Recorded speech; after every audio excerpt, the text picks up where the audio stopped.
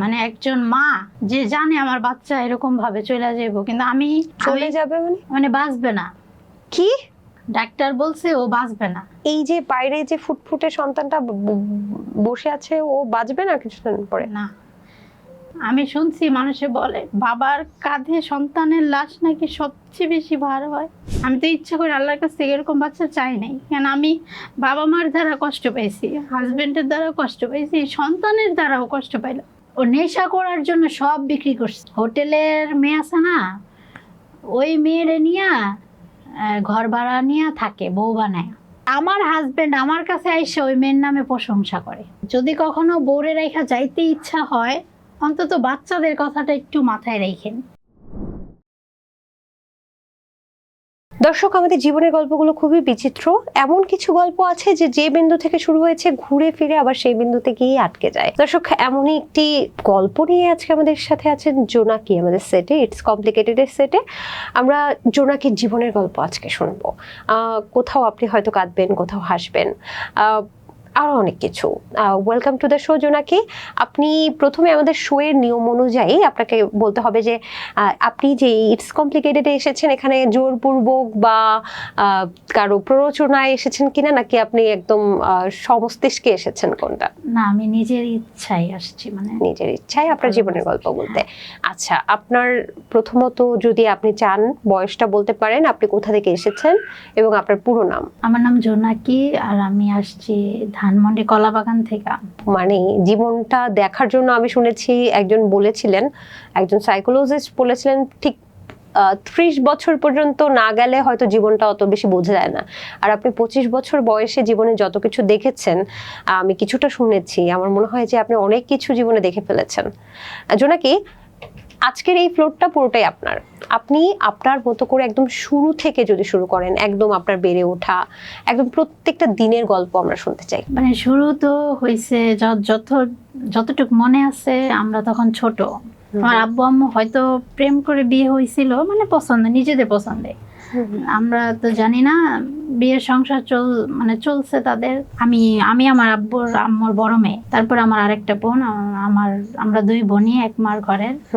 তারপর আমার আব্বা আম্মার হয়তো বা বোনাবনি হচ্ছিল না, আম্মা আব্বারে ছেড়ে দেয়, ডিভোর্স হয়ে যায় তাদের। এটা কবে? এই তো অনেক আগের, তখন আমরা ছোট। আমার মনে হয় 2 বছর বা 3 বছর, আর আমার বোনের 1-1.5 বছর বয়স। তখন তারা মানে সেপারেশনে যায়, ডিভোর্স দিয়ে দেয়। তখন থেকেই শুরু হয় মানে জীবনের যুদ্ধ। তাদেরটাও হয়তো বা কষ্টে গেছে, কিন্তু তাদের চেয়ে কষ্টে গেছে আমাদেরটা। আমরা তো তখন ছোট, 2 বোন অনেক কষ্ট করছি। এক পর্যায়ে দেখা গেছে হয়তো বা মা নিতে চাইছে, বাবা দেয় নাই। বুঝেন, মানে ডিভোর্স হয়ে গেলে দুজনের ভিতরে কি একটা ইগো কাজ করে। আচ্ছা, তখন তো আপনারা অনেক ছোট, কিন্তু সেই সময়টা কি বুঝতে পেরেছিলেন মানে কি সমস্যা হচ্ছে দুজনের মধ্যে, ঝগড়া হতো? এতই ছোট যে মনেই নাই যে আব্বা আম্মারে। আপনার বয়স কত বলেন তখন? 3 বছর এরকম হবে। আর বড় বোন? মানে আমার ছোট, আপনার ছোট, আপনি বড়। আমি বড়। ওর 1-1.5 বছর, ও তখন দুধ খায়। মানে আমার আম্মা এতই ছোট, আমি একটু বড়। তখন আম্মা তো সেপারেশন যায়, আমার বোনরা হয়তো বা নিছিল, এতটুক মনে নাই, বা তাদের কাছ থেকে কখনো না শুনতে চাই নাই। মানে কষ্টগুলা এতই কষ্ট পাইছি যে এগুলা না শুনতে মন চায় নাই তাদের কাছে, যে কি হয়েছিল। আর শুই নাই কি করব, যে কি হয়েছিল, যা হওয়ার তো হয়ে গেছে। আম্মা চলে আসছে ঢাকায়, আব্বা তো বাড়িতেই। হয়তো বা আমার আব্বু অনেক ভালোবাসতো, আমার মারে বোঝাইতে পারে নাই, বা আমার মারে অনেক কষ্ট দিছে, যা শুনছি। আম্মু বলছে খাবারের কষ্ট দিছে, ইয়ে করছে, অনেক মারতো। আচ্ছা, এগুলো সহ্য করতে না পারে চলে আসছে। আসার পরে ডিভোর্স দিয়ে দেয় আমার আম্মুই, আমার আব্বুরে ডিভোর্স দিয়ে। আপনাদেরকে নিয়ে গিয়েছিল আপনার মা? নিয়েছিল, কিন্তু আমার আব্বু আবার আমাদের নিয়ে গেছে। আচ্ছা, মানে দিবে না, দুজনের ভিতরে অনেক ইয়া ছিল, দিবে না কেউ, মানে দুজনই আমাদের নিয়ে টানাটানি করে আপনাদেরকে মাঝখানে রেখে। হ্যাঁ, আম্মু মনে হয় 2-3 বছর পরে বিয়ে হয়ে যায়, মানে বিয়ে করছে ঢাকায়। আর আব্বারেও দেশের মানুষ অনেক ইয়া বলছে, 2টা বাচ্চা কে পালবো, কে দেখবো, বিয়ে করে ফেলো। ভালো, আমাদের নিয়ে গিয়ে আমার সজ্জে আম্মু তার বাড়িতে নিয়ে গেছে, সে আমাদের খুব আদর করছে। বর্তমানে আমাদের সমাজে এরকম অনেক মানুষ আছে যাদের বাবা মা সেপারেশনে চলে যায় বা ডিভোর্স হয়ে যায়, মাঝখানে যখন বাচ্চারা থাকে, এই বাচ্চারা হয় হচ্ছে সহজ বাংলায় যদি বলি কলুর বলদ। এই পাশেও টানে ও পাশেও টানে, আর বাচ্চারা না পাচ্ছে বাবাকে না পাচ্ছে মাকে।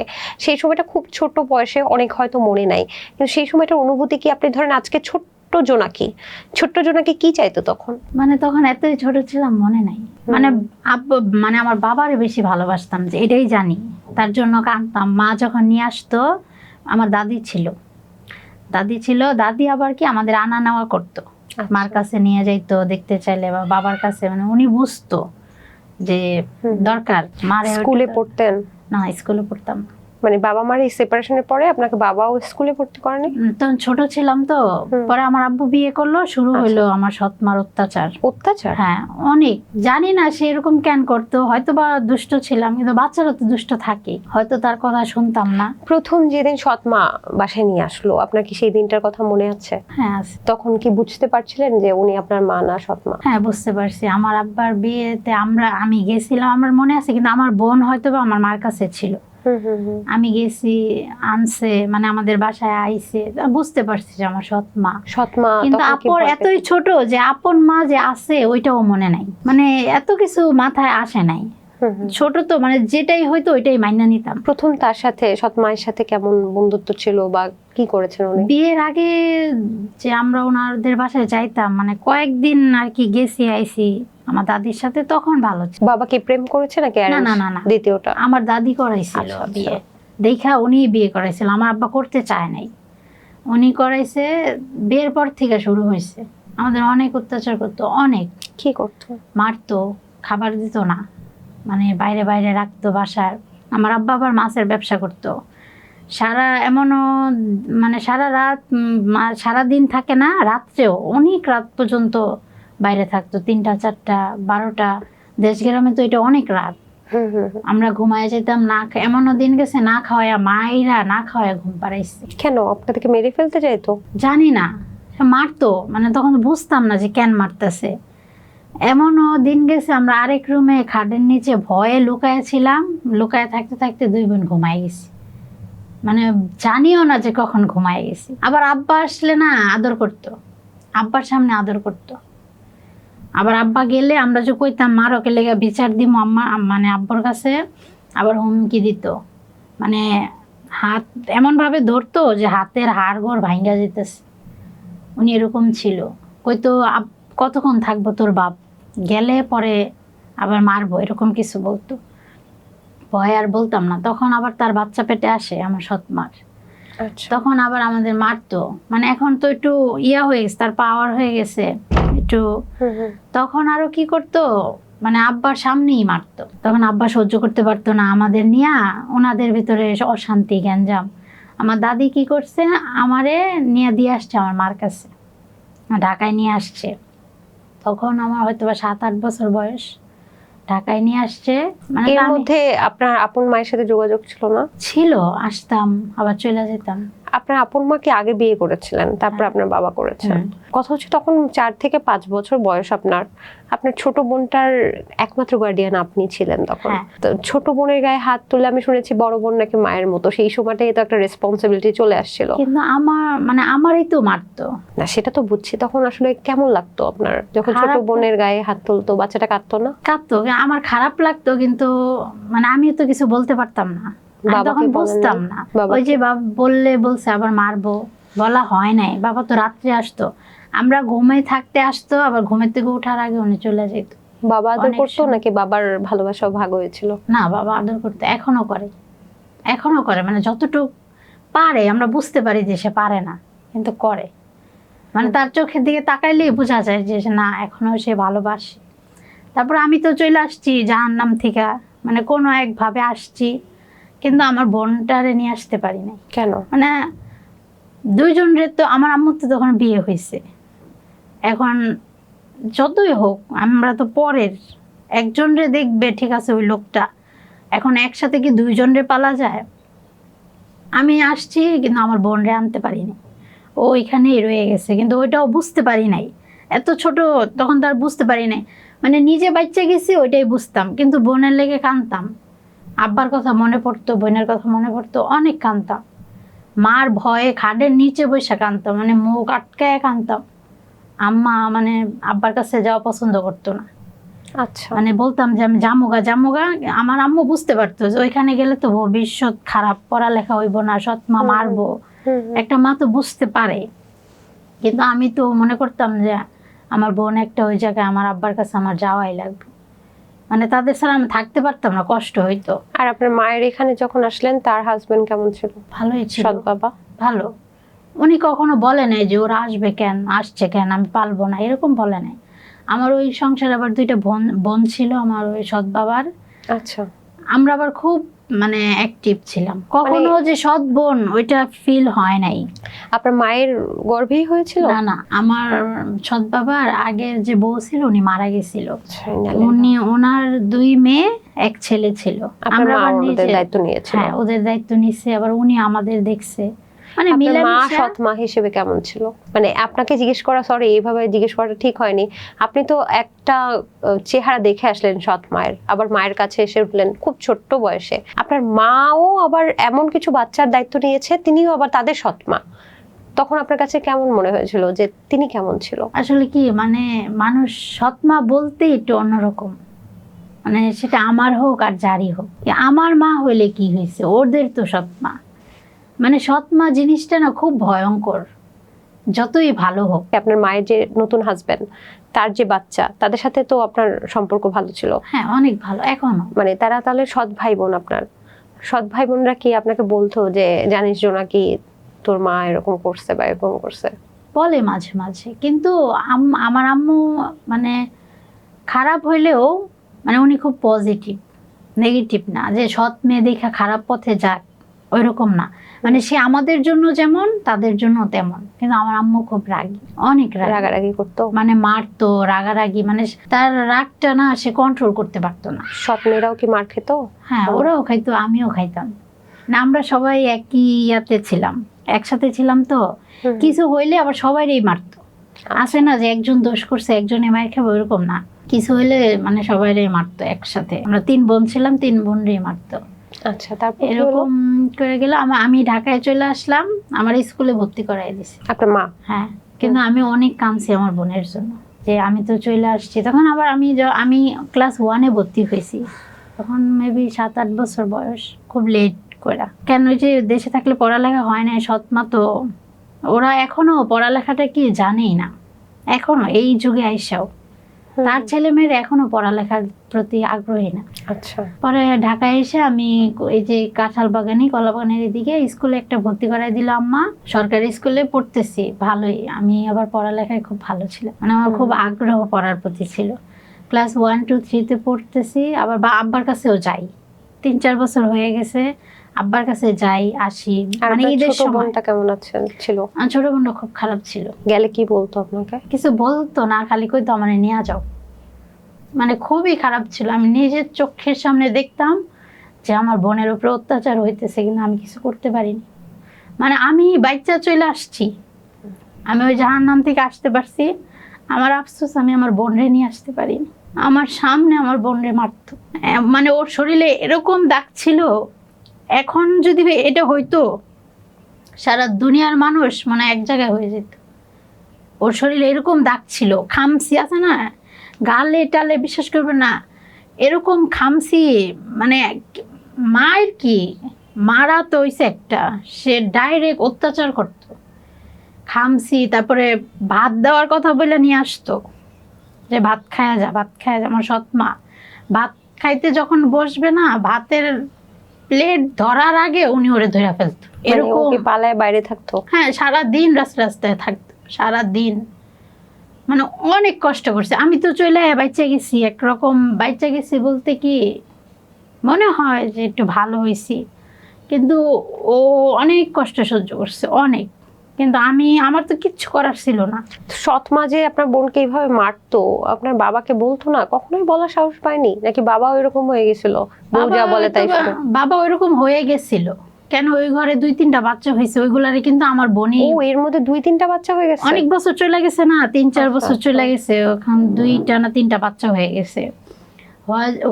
ওইগুলা আরে কিন্তু আমার বোনেই সব করছে। এত ছোট একটা মানুষ, তারপরেও মনে করেন সব কাজ করে না। হ্যাঁ, সব কাজ করাইতো, ওদের ন্যাকড়া ধোয়া, কোলে সারাক্ষণ রাখা, ঘরের যাবতীয় কাজ করাইতো। আবার ওই সময় লাকড়িও টোকাইতো। আমি যখন যাইতাম ঢাকার থেকে তখন তো আমার একটু মানে চেঞ্জ আসছে, ভিতরে ঢাকায় থাকি বুঝেন তো, কিন্তু ওরে গিয়ে দেখতাম সেই ময়লা কাপড়, একটা সালোয়ার পরা বা খালি গায়ে রাস্তায় রাস্তায় দৌড়াইতেছে, শরীরে ময়লা, মানে মারতেছে, শরীরে দাগ, মানে দাগ দেখলে বুক ফাইটটা যেত, যে এত দাগ শরীর। পরে আমি পড়ালেখা করায় নাই ওরে? না, পড়ালেখা করায়নি, তখনও পড়ালেখা ছাড়া। যখন আমি 5-এ উঠলাম, 5-এ সমাপনী দিব, আমার একটা মানে তখন আমি একটু বুঝি, আমার তো দেরিতে স্কুলে ভর্তি হয়েছি আমি, তখন মেবি আমার 13 বছর শেষ, 14 বছর। তখন আমি আবার একটা ছেলের সাথে কথা বলছিলাম। আচ্ছা, সেই প্রেমের সম্পর্কে আসছি। তার আগে আপনার এই দিকে যে ঢাকায় বড় হলেন সৎ বাবার কাছে এবং আপন মায়ের কাছে, তখন যে স্কুলে যেতেন, আমি ওই এনভায়রনমেন্টটা একটু বোঝার চেষ্টা করছি, যে একজন ব্রোকেন ফ্যামিলির মেয়ে আপনি যখন স্কুলে যেতেন, সবার বাবা মা নিশ্চয়ই দিয়ে যেত স্কুলে, বা গার্ডিয়ান মিটিং হয়, বা গার্ডিয়ানরা হয়তো পড়ালেখার খোঁজ খবর নেয়। আমি জানি না আপনি কি ধরনের স্কুলে পড়েছেন। তো সেক্ষেত্রে হয় কি, ছোট বয়সের বাচ্চারা, মানে ব্রোকেন ফ্যামিলির সবচেয়ে বড় হচ্ছে ছোট যখন থাকে, ওই বাচ্চারা আবার খোঁচা দেয় যে তোর মা তো আসে নাই, দেখ আমার মা আসছে, তোর বাবা তো আসে নাই, দেখ আমার বাবা, এই জানিস ওর না বাবা নাই, এই জানিস ওর না সৎ মা, ওর না সৎ বাবা। এই ধরনের কোনো প্রবলেমে ফেস করেছিলেন? না, আমি তো সরকারি স্কুলে পড়তাম। আচ্ছা। তেমন একটা এখন যেরকম স্কুলগুলোতে অ্যাক্টিভ বাচ্চাদের নিয়ে এত সিরিয়াস, তখন এরকম একটা ছিল না। তাও মানে বাচ্চার মারা তো আসতো, মা বাবা কেউ না কেউ আসতো।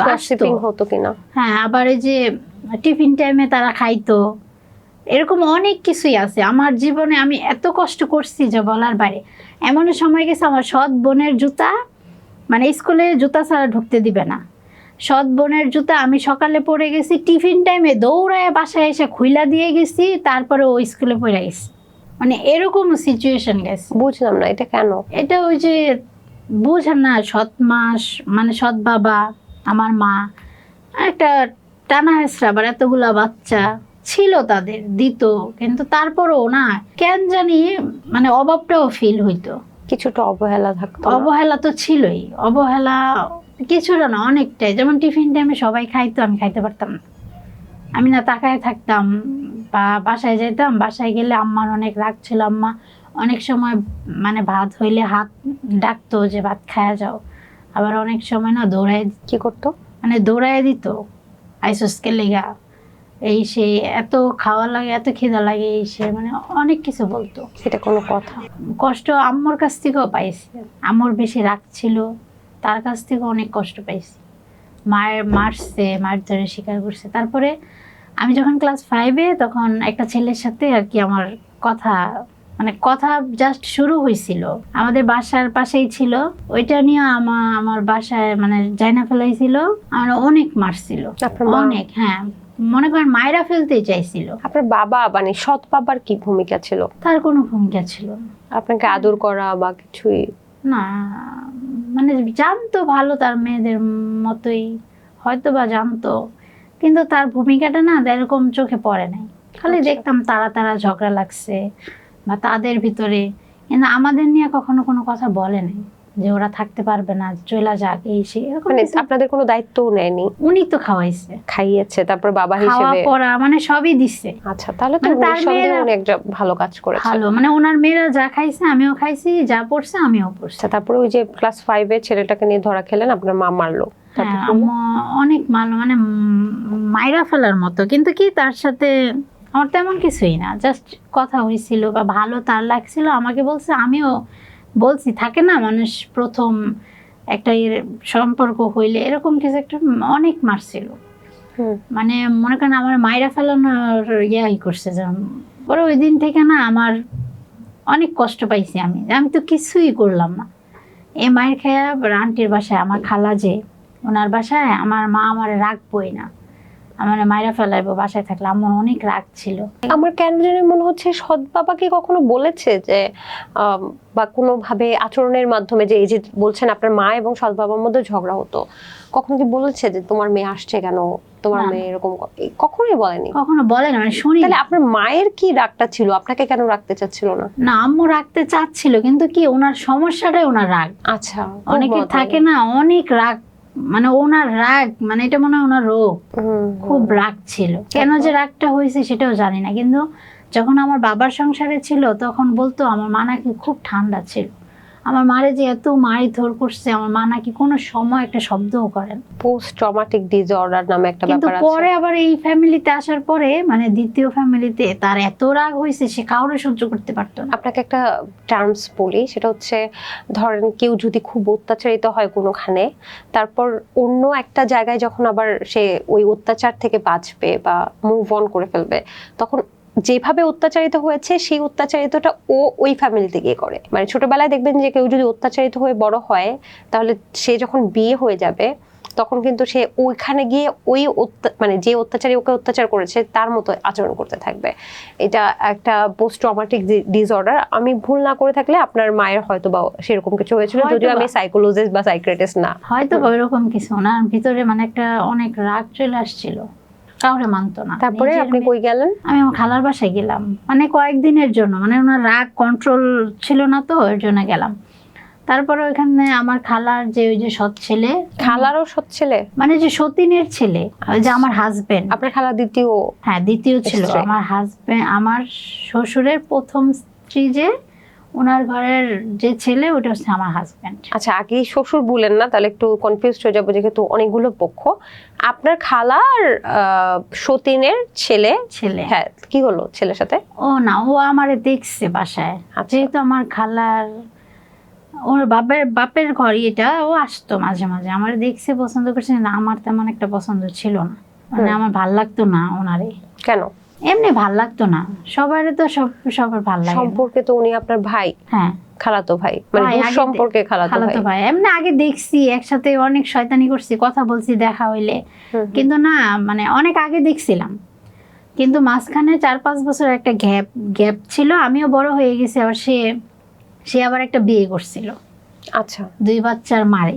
কেমন হয়তো বা একটা অ্যাক্সিডেন্ট, দুর্ঘটনায়, মানে মহিলার সাথে কথা বলছিল, তারপরে দেখা করতে গেছে, হয়তো বা বিয়ে টিয়ে করাই দিয়েছে, পরে বুঝতে পারছে 2 বাচ্চার মা। ও, মানে ইচ্ছাকৃত না, মানে অইচ্ছাকৃত ভাবে হয়ে গেছিল।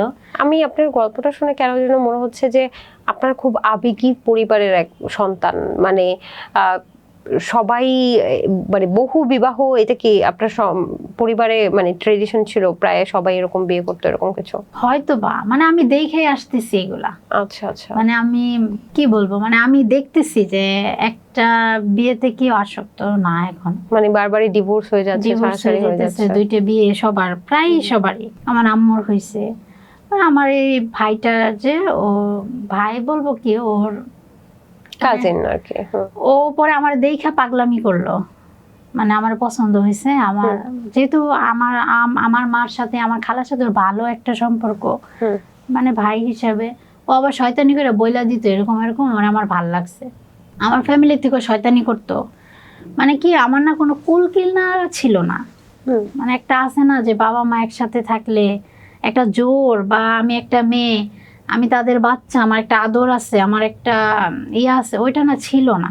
কেমন যেন হেলাফেলা করেই বড় হইলাম, এই যে বাবা মার কারণে হেলাফেলা করে বড়। তো ছাদই ছিল না, কোন ছাদটা কিছুই যে নাই, আপনার? মানে এখনো পর্যন্ত নাই, এখনো নাই।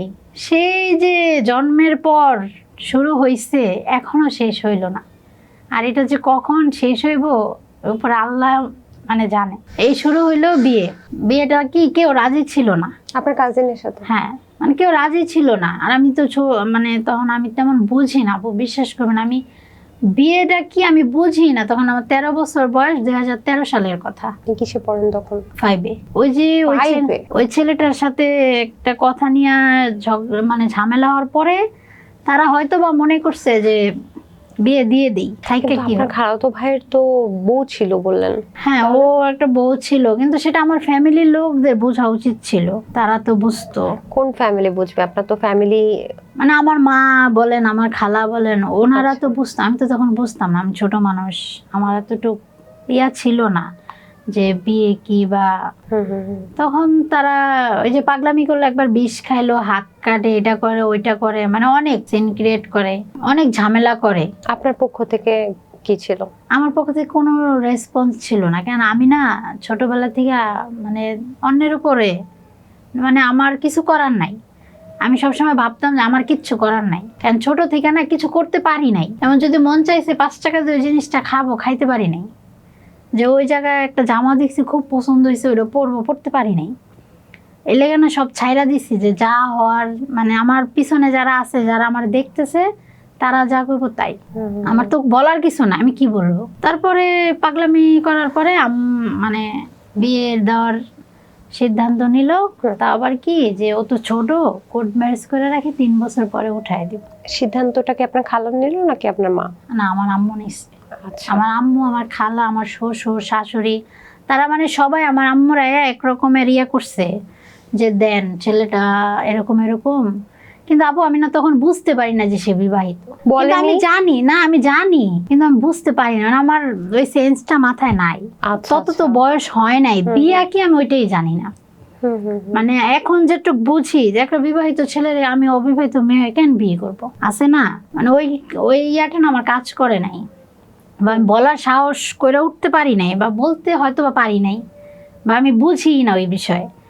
তারপরে ওর সাথে আমার কোর্ট ম্যারেজ হইলো। আমার বয়স অল্প। তারপরে আব্বা আম্মা, আমার সৎ বাবা যে ওই উনি এই বিয়াতে অনিচ্ছুক ছিল। আচ্ছা। ও আমার এই বিয়ে দিবে না, এখন আমি ছোট। আম্মা জানি কেন দিল, আবার কেমনে দিল, আমার ওই বাবারে, সৎ বাবারে বরিশাল পাঠাই দিছে। জানতোই না? না, ওনার দেশ যে বরিশাল, ওনারে বরিশাল পাঠাই দিছে, মিথ্যা কথা বলে পাঠায় দেওয়ার পরে আমারে মানে বিয়া জন্য কোর্টে নিয়ে গেছে। মানে আমার বিয়া যে বিশ্বাস করবেন, আমার শ্বশুর শাশুড়ি, আমার খালা, আমার মা ছাড়া আমার যে বোন, যাদের সাথে আমার এত কিছু, তারাও জানে না। এক রুমেই থাকি কিন্তু তারাও জানে না। মানে বিয়াটা না একরকম চুপি চাপি হয়েছে, মানে কেউ যেন না জানে। কিন্তু আমার বোনেরা না বুঝতে পারছে। মানুষ বুঝতে পারে না, যেমন আপনি যদি এক জায়গায় যান, আমি তো বুঝতে পারবো যে সবাই কেন যাইতেছে, নিশ্চয়ই কোনো কারণ আছে। বুঝতে পারছে, কিন্তু কেউ না আম্মার উপরে কথা বলার সাহস কারো নাই। আচ্ছা। তার যে রাগ বেশি। বিয়েটা হইলো, 3 বছর পরে উঠায় দেওয়ার কথা। তারপরে যে আমার শ্বশুর, ওনাদের কাছে ছিল আমার হাজবেন্ড। প্রতিদিন একবার বা 2-3 দিন পর একবার কথা হইতো। তখন তো ফোন ছিল না এরকম। আমার আম্মার একটা বাটন ফোন ছিল, ওই ফোনে ও ফোন দিলে মাঝে মাঝে আমার সাথে কথা। আপনাকে তুলে নেয়নি? না না। আচ্ছা আচ্ছা। ওরকম মানে কিছুই হয়, মানে তুইলে না বলতে কি, বিয়া যে হয়েছে ওইটাই কেউ জানে না। মানে এটা একটা গোপনাক্ত ছিল, কেন ও যেন মানে পাগলামি না করে। আচ্ছা। যে বিয়ে হয়েছে, আচ্ছা থাক, তাও ভালো থাক।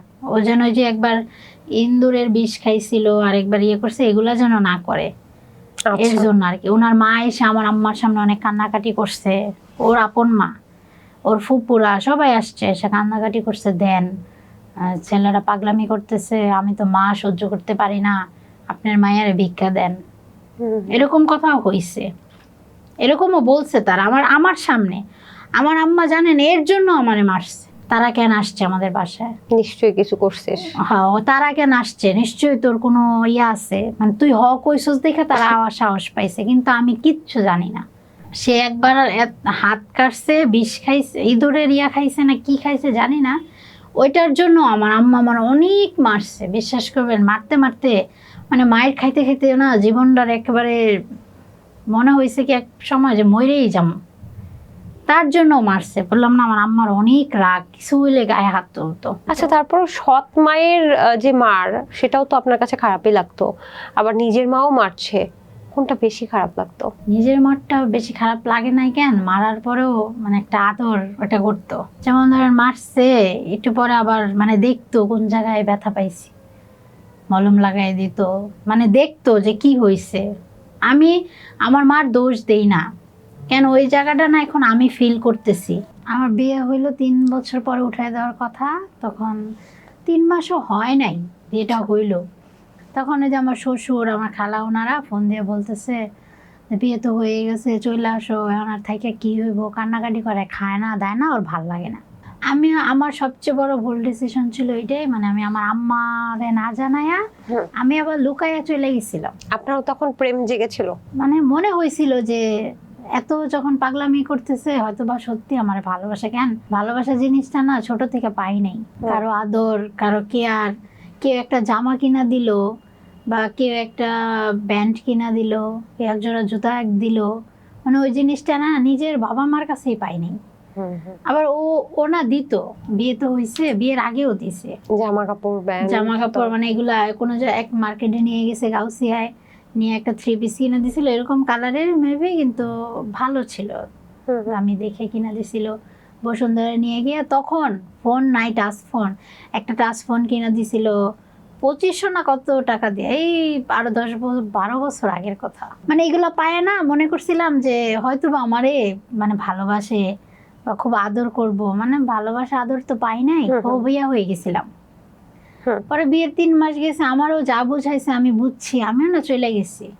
ওইটাই আমার জীবনের সবচেয়ে বড় ভুল ডিসিশন ছিল। মানে কোনোদিন তো নিজের ডিসিশন নিজে নেই নাই, ওই একটাই নিছিলাম। আমিও চলে গেছি, আমার মাও আবার আমার খুঁজতে গেছিল। ওনারা গাজীপুর থাকতো, আমার শ্বশুর শাশুড়ি গাজীপুর থাকতো, আমার ওইখানে আমি গেছি, আমি একাই গিয়ে চলে গেছি পলায়া। ওইখানে গেছি, ওইখান থেকে আবার ডাইরেক্ট জানে আমার মা যাবে, গিয়ে আমার খুঁজবো, ওইখান থেকে আমার বাড়িতে পাঠিয়ে দিছে, ওনাদের বাড়িতে ময়মনসিং গেছি। বাড়িতে যা হওয়ার তো হয়েছে, আম্মা গিয়ে খুঁজে এসে গাজীপুর পায় নাই, আমিও গেলাম। তখন ভালো, মানুষটা খুব ভালো, না আমার মনে হলো যে ভালো। সে যে আগে বিয়ে করছে আমার চেয়ে যে সে বড়, আমার না এগুলো মনে হয় না। কত বছরের বড়? বেশি একটা হইব না, মানে যখন আমি ছোট, এত ছোট, তখন সে একটা বিয়ে করে ফেলছে। আর ছেলেরা তো এখন প্রায় কম বয়সে বিয়ে মানে করে। তখন কি 30 বছর এরকম? না, আর একটু কম হইব, 25 বছর। 25 এরকম। তো আপনার থেকে ভালোই বড়। তখন আমার মনে হয় নাই যে এরকম, মানে আসলে কি আমি না ভাবতে পারি নাই, মানে তার চেয়ে তার কাছ থেকে একটু কিছু পাইয়া মনে হয় ইয়া হয়ে গেছিলাম, ভালোবাসা। হ্যাঁ খুব ভালো ছিল তখন, বুঝতেই পারি নাই যে মানুষটা এইভাবে এরকম ভাবে বদলায়া যাব। পরে সংসার বাড়িতে ছিলাম কয়দিন, যা হওয়ার হয়ে গেছে, এখন আর বাবা মা তো কিছু বলার নাই। গাজীপুর আবার ফেরত আসলাম 10-12 দিন পরে শ্বশুর শাশুড়ির কাছে। তারা তো আমার নিজেরাই আনছে, আমি তো আসতে চাইনি। আনার পরে আমার হাজবেন্ড আমার স্কুলে ভর্তি করাই দিছে। আচ্ছা, 6-এ আবারও? হ্যাঁ, 6-এ ভর্তি করাই দিছে। উনি পড়াইতে চাইছিল 7, যখন 8-এ উঠছি 2 বছর, 8-এ উঠার পরে আমার মানে প্রায় 2.5 বছর তো কাটিয়ে গেছে বিয়ার। আমার বাচ্চা, মানে আমার হাজবেন্ড চাইতেছিল আমার তাড়াতাড়ি বাচ্চা নেওয়ার জন্য। মানে তখন থেকে কি আপনি হাজবেন্ডের কাছেই থাকছেন, আর তো বাড়িতে গেলেন না? না, আর যাই নাই। বাবা মার সাথে এই 2.5-3 বছরে কোনোদিন যোগাযোগ হয়নি? হয়েছে, যোগাযোগ হয়েছে, দেখা 1-2 বার হয়েছে, তেমন হয় নাই। মা কি মেনে নিয়েছিল আপনি চলে আসছেন? মেনে নিছে। তারপরে মানে এত দূরে যাওয়া, মানে আসি নাই কখনো, নিজেরটা নিয়ে ব্যস্ত ছিলাম, পড়ালেখা, হাজবেন্ড। তখন ও কি করে আমি জানতাম না, মানে ও ঢাকায় কি করে আমি জানতাম না। ও ঢাকায় থাকতো, সপ্তাহে যাইতো গাজীপুর। ওর আপনি গাজীপুরে ছিলেন? আমার শ্বশুরের কাছে। ওইখানে আমার রুম নিয়ে দিছে, পাশের 2টা রুম, ওনাদের সাথে খাওয়া দাওয়া সব। আমি তো পড়ালেখা করতাম, ও সপ্তাহে যাইতো, বৃহস্পতিবার শুক্রবার থাকতো, আবার মনে করেন শনিবারে চলে আসতো। ও কারেন্টের কাজ করতো, হাতের চেয়ে, কিন্তু কখনো দেখি নাই, আমি তো আসি নাই ওর খোঁজ নিতে। ও যা বলছে তাই, ঠিক আছে করতেছে, ভালো টাকা ইনকাম করতেছে, কিন্তু কি ও নেশা করতো। তখন কি টের পাইছিলেন? হ্যাঁ, কিভাবে টের পেয়েছিলেন? রুমেই, ঘরে বসে খাইতেছে, কিন্তু আমি জানি না সেটা কি। বলেননি? আপনি জিজ্ঞেস করেননি এটা কি? আমি জিজ্ঞেসি এটা কি, পরে বলছে, কিন্তু আমার তো এত ধারণা নাই যে এটা নেশা। এখন যেরকম বুঝি যে এটা খাইলে খারাপ হয়, এরকম কোনো ইয়া ছিল না। বলছে এটা এরকম খাইলে কিছু হয় না, খাইছে, ইয়াবা খাইছে, এখন বুঝি যে ইয়াবা ছিল এটা। তখন কি মানে আমি ওই যে ও সপ্তাহে 1 দিন বা 2 দিন ওইখানে থাকতো না, ও এইখানে কি করতেছে সেটা তো আমি জানি না। আমি বুঝতে পারি নাই যে ও নেশাগ্রস্ত, বুঝতে পারছি, কিন্তু আমি না ওই যে 2-2.5 বছর হয়ে গেছে, তখন আবার আমার বড় ছেলেটা আমার পেটে আসছে না, ওরা জোর করছে, ওরা চাইছিল যে একটা বাচ্চা নেওয়ার দরকার নেই, তো চলে যেতেও পারে, মাথায় এরকম জ্ঞান বুদ্ধি আসতেও পারে, কিন্তু আমার না কোনো ইচ্ছা ছিল না, কারণ আমার তো যাওয়ার জায়গা নাই, আমি না আশ্রয় খুঁজতেছিলাম, মানে একটা এমন জায়গা খুঁজতেছিলাম যেই জায়গায় আমি শান্তিতে থাকতে পারবো, মানে 2 মুঠ ভাত খাইতে গেলেও যেন আমার কারো কৈফত না লাগে, কারো কাছে জিজ্ঞেস করা না লাগে। মানে আমি ভালো থাকতে চাইছিলাম, বড় কথা হয়েছে এটা, মানে আমি আমার মতো আমার হাজব্যান্ড নিয়ে আমার সংসার নিয়ে আমি ভালো থাকতে চাইছিলাম, কিন্তু ভালো থাকাটা না এই জীবনে আর হইলো না। বড় ছেলেটা পেটে আসলো তখন থেকেই শুরু হয়েছে কি শুরু ওর মানে খারাপ আচরণ, কথায় কথায় নেশা বেশি, তখন বেশি, একবারে বেশি মাত্রায় আমি বুঝতে পারছি। আমি বললে মারধর করতো, ইয়ে করতো। ফার্স্ট চলে গেছিল 7 দিনের জন্য আমার ছেলে পেট, মানে বড় ছেলেটা যখন 8 মাসের পেটে, এই ফার্স্ট ও আমার রাইখা চলে গেছিল 7 দিনের জন্য। 7 দিন পর আবার ফেরত আসছে। আমার অনেক মারছিল, মাইরা রাইখা গেছে, ঘরের জিনিসপত্র সব ভাঙছে, ভাইঙা রাইখা গেছে। আমার একটা সুন্দর সাজানো একটা সংসার ছিল, খুব সুন্দর, ছোট, মানে আমরা তো তখন 2 জন। তখন আবার আমি গার্মেন্টসেও চাকরি নিচ্ছি। ও ঢাকায়, ওর নাকি কাজ কাম নাই, ও ইয়া করতে পারতেছে না। আমি এই বাচ্চা পেটে নিয়ে গার্মেন্টসে চাকরি নিচ্ছি, বাচ্চাও পেটে আসতে বুঝতে পারি নাই, গার্মেন্টসেও চাকরি নিচ্ছি। বাচ্চা পেটে নিয়ে টানা 8 মাস ডিউটি করছি। সেই সময়টা টাকা নাই যে বলছে, মানে ওই টাকাটা কি ও ড্রাগসে, হ্যাঁ, ও যে মানে টাকাটা আয় নেশা, করতো? হ্যাঁ নেশা। আর আমার 1 টাকাও দিত না, আরো উল্টা আমার কাছ থেকে গিয়ে নিয়ে আসতো। গাজীপুর থাকতাম, আমার কাছ থেকে গিয়ে নিয়ে আসতো, ও টাকা দিত না। পরে এইভাবে ও চলে গেল। একদিন তো এই টাকা নিয়ে অনেক এই যে মারামারি হয়ে ও চলে গেছে 7 দিনের জন্য। যাওয়ার পরে আবার আসছে পরে তো ওরে কেউ মানে ওর বিরুদ্ধে সবাই, ওরে কেউ মানে সবাই বলতেছে ও জাগা, বাচ্চা হইলে আমরা দেখে নিব, দেখবো, তুই যেমনি আছিস সেমনি থাক। কিন্তু আমি না ওরে ছাড়তে পারি নাই। মানে এতদিন সংসার করছি, প্রায় 3-4 বছর, 3 বছর বাচ্চা পেটে। আর বাচ্চার বাপ তো খুব মায়া হয়ে গেছে ওর। আমি মানে ও এমন নেশাগ্রস্ত ভাবে আসছে, আর যেদিন ব্যাক আইছে ওই দিন যে এমন ভাবে আইছে যে ও নিজে সোজা হয়ে হাইটে আসতে পারতেছে না। ওর আব্বা আম্মাই ওরে ঘর থেকে বের করে দিতেছে, কিন্তু ওরে যখন বাইর করে দিছে সিকিউরিটি গার্ড ডাইকে আনছে রাস্তায় যে ওরে গেটের থেকে বের করেন। ওর নেশা কি বলে? ওই যে টাকা চাইতো নেশার জন্য, বলতো আমি নেশা করব, টাকা দাও। এটা বলতো না, টাকা নাই, টাকা দাও। টাকা আমি কই পাবো? তখন তো আমি চাকরি করেও জানি আমার কাছে টাকা আছে। টাকা চাইতো, নেশা করবো এটা তো উল্লেখ করতো না, কিন্তু টাকা চাইতো, না দিলে যে মারতো। পরে ও চলে যাইবো, মানে এতটুক নেশাগ্রস্ত যে পড়ে গেছে। আর আমি মানে এত পাগল ছিলাম যে আমার যে মারধর করছে ওইটা আমার মনে নাই। মানে ও পড়ে গিয়ে ব্যথা পাইছে, ওইটাই আমার গায়ে লাগছে। এদিক দিয়ে আমার ধৈর্য রাখছে, ওর কাছে যাবি না। আপনি তখন 8 মাসের প্রেগনেন্ট? হ্যাঁ, আমি ওইরকম অবস্থায় দৌড়াই গেছি ওর কাছে, ওর উঠানোর জন্য, কিন্তু আমার খালায় আমারে জোর করে ধরে রাখছে, জোর যাবি না, গেট লাগাই দিছে, ও যার নামে যাক। পরে গিয়ে কি করছে, রাস্তায় শুয়ে আছে, সারা রাত রাস্তায় ছিল। রাস্তায় বৃষ্টি, বিশেষ করে স্বাভাবিক মানুষ কি রাস্তায় শুয়ে থাকে? তো নেশাগ্রস্ত রাস্তায় শুয়ে ছিল, বৃষ্টির পানি যাইতেছে, প্যাক কাদা, সারা শরীর ভরা। সকালবেলা আবার অফিসে যাব, ওই সময় গিয়ে দেখি ও রাস্তায়। মানুষ জমে গেছে, মানুষ ভাবছে মারাই গেছে লোকটা নাকি। কিন্তু আমার যে হাজবেন্ড, আমি তো বলতে পারতেছি না। আমার তো সবাই চেনে যে একটা মেয়ে এখানে থাকে এই বাসায়, ভালো, বাচ্চা পেডে, আমার হাজবেন্ড এরকম করতেছে, একটা কেমন দেখা না? আমি নেশা কতটা মারাত্মক, মানে আমি বলতেও পারতেছি না যে আমার হাজবেন্ড এইভাবে পইরা আছে। আমি বাসায় গেলাম, আমার খালাও বললো যে ও এইভাবে রাস্তায় পড়ে রয়েছে, ওরে কি করা দরকার। পরে আমি একটা আন্টির সাহায্য নিয়ে, আমি তো বাচ্চা পেডে, আমি তো আর ওরে একা আনতে মানে পারবো না, আমি একটা বাসার আন্টি আঙ্কেল নিয়ে গিয়া ওরে ওইখান থেকে উঠে আইনা গোসল করাইছি, খাওয়াইছি। একটু জ্ঞান যখন ওর আসছে, গোসল টোসল করার পরে আমারে সহ আমার শ্বশুর শাশুড়ি রুম থেকে বের করে দিছে, এই বাচ্চা পেটে নিয়েই। বলছে যদি ওর সাথে থাকতে চাও তাহলে ঘর থেকে বাইরে মানে হয়ে ওর যাও। নিজের মা বাবা ওকে আর দায়িত্ব নিবে না? না, মানে আমারও সহ। পরে আমি কি করব, আমি তো, আমার তো জায়গা নাই। হাজবেন্ড যদি যায়ও, তারা আমার কয়দিন রাখবে? তখন আমার বাবা মাও খুব ইয়া ছিল যে আমাকে কাছে চলে আহো, অসংসার করা লাগবো না, ও যেহেতু খারাপ। কিন্তু আমি না চাইছি যে একদিন না একদিন হয়তোবা ভালো হইব, কিন্তু ওই জিনিসটাই আমার সবচেয়ে বড় ভুল। আচ্ছা, একটু পেছনে আবার ব্যাক করি। সেটা হচ্ছে আপনি যখন সংসারটা শুরু করলেন, বললেন 2-2.5 বছর খুব ভালো ছিল, হুট করে এই ড্রাগসটা বেড়ে গেল, তারপর আস্তে আস্তে ভয়ঙ্কর রূপ ধারণ করলো।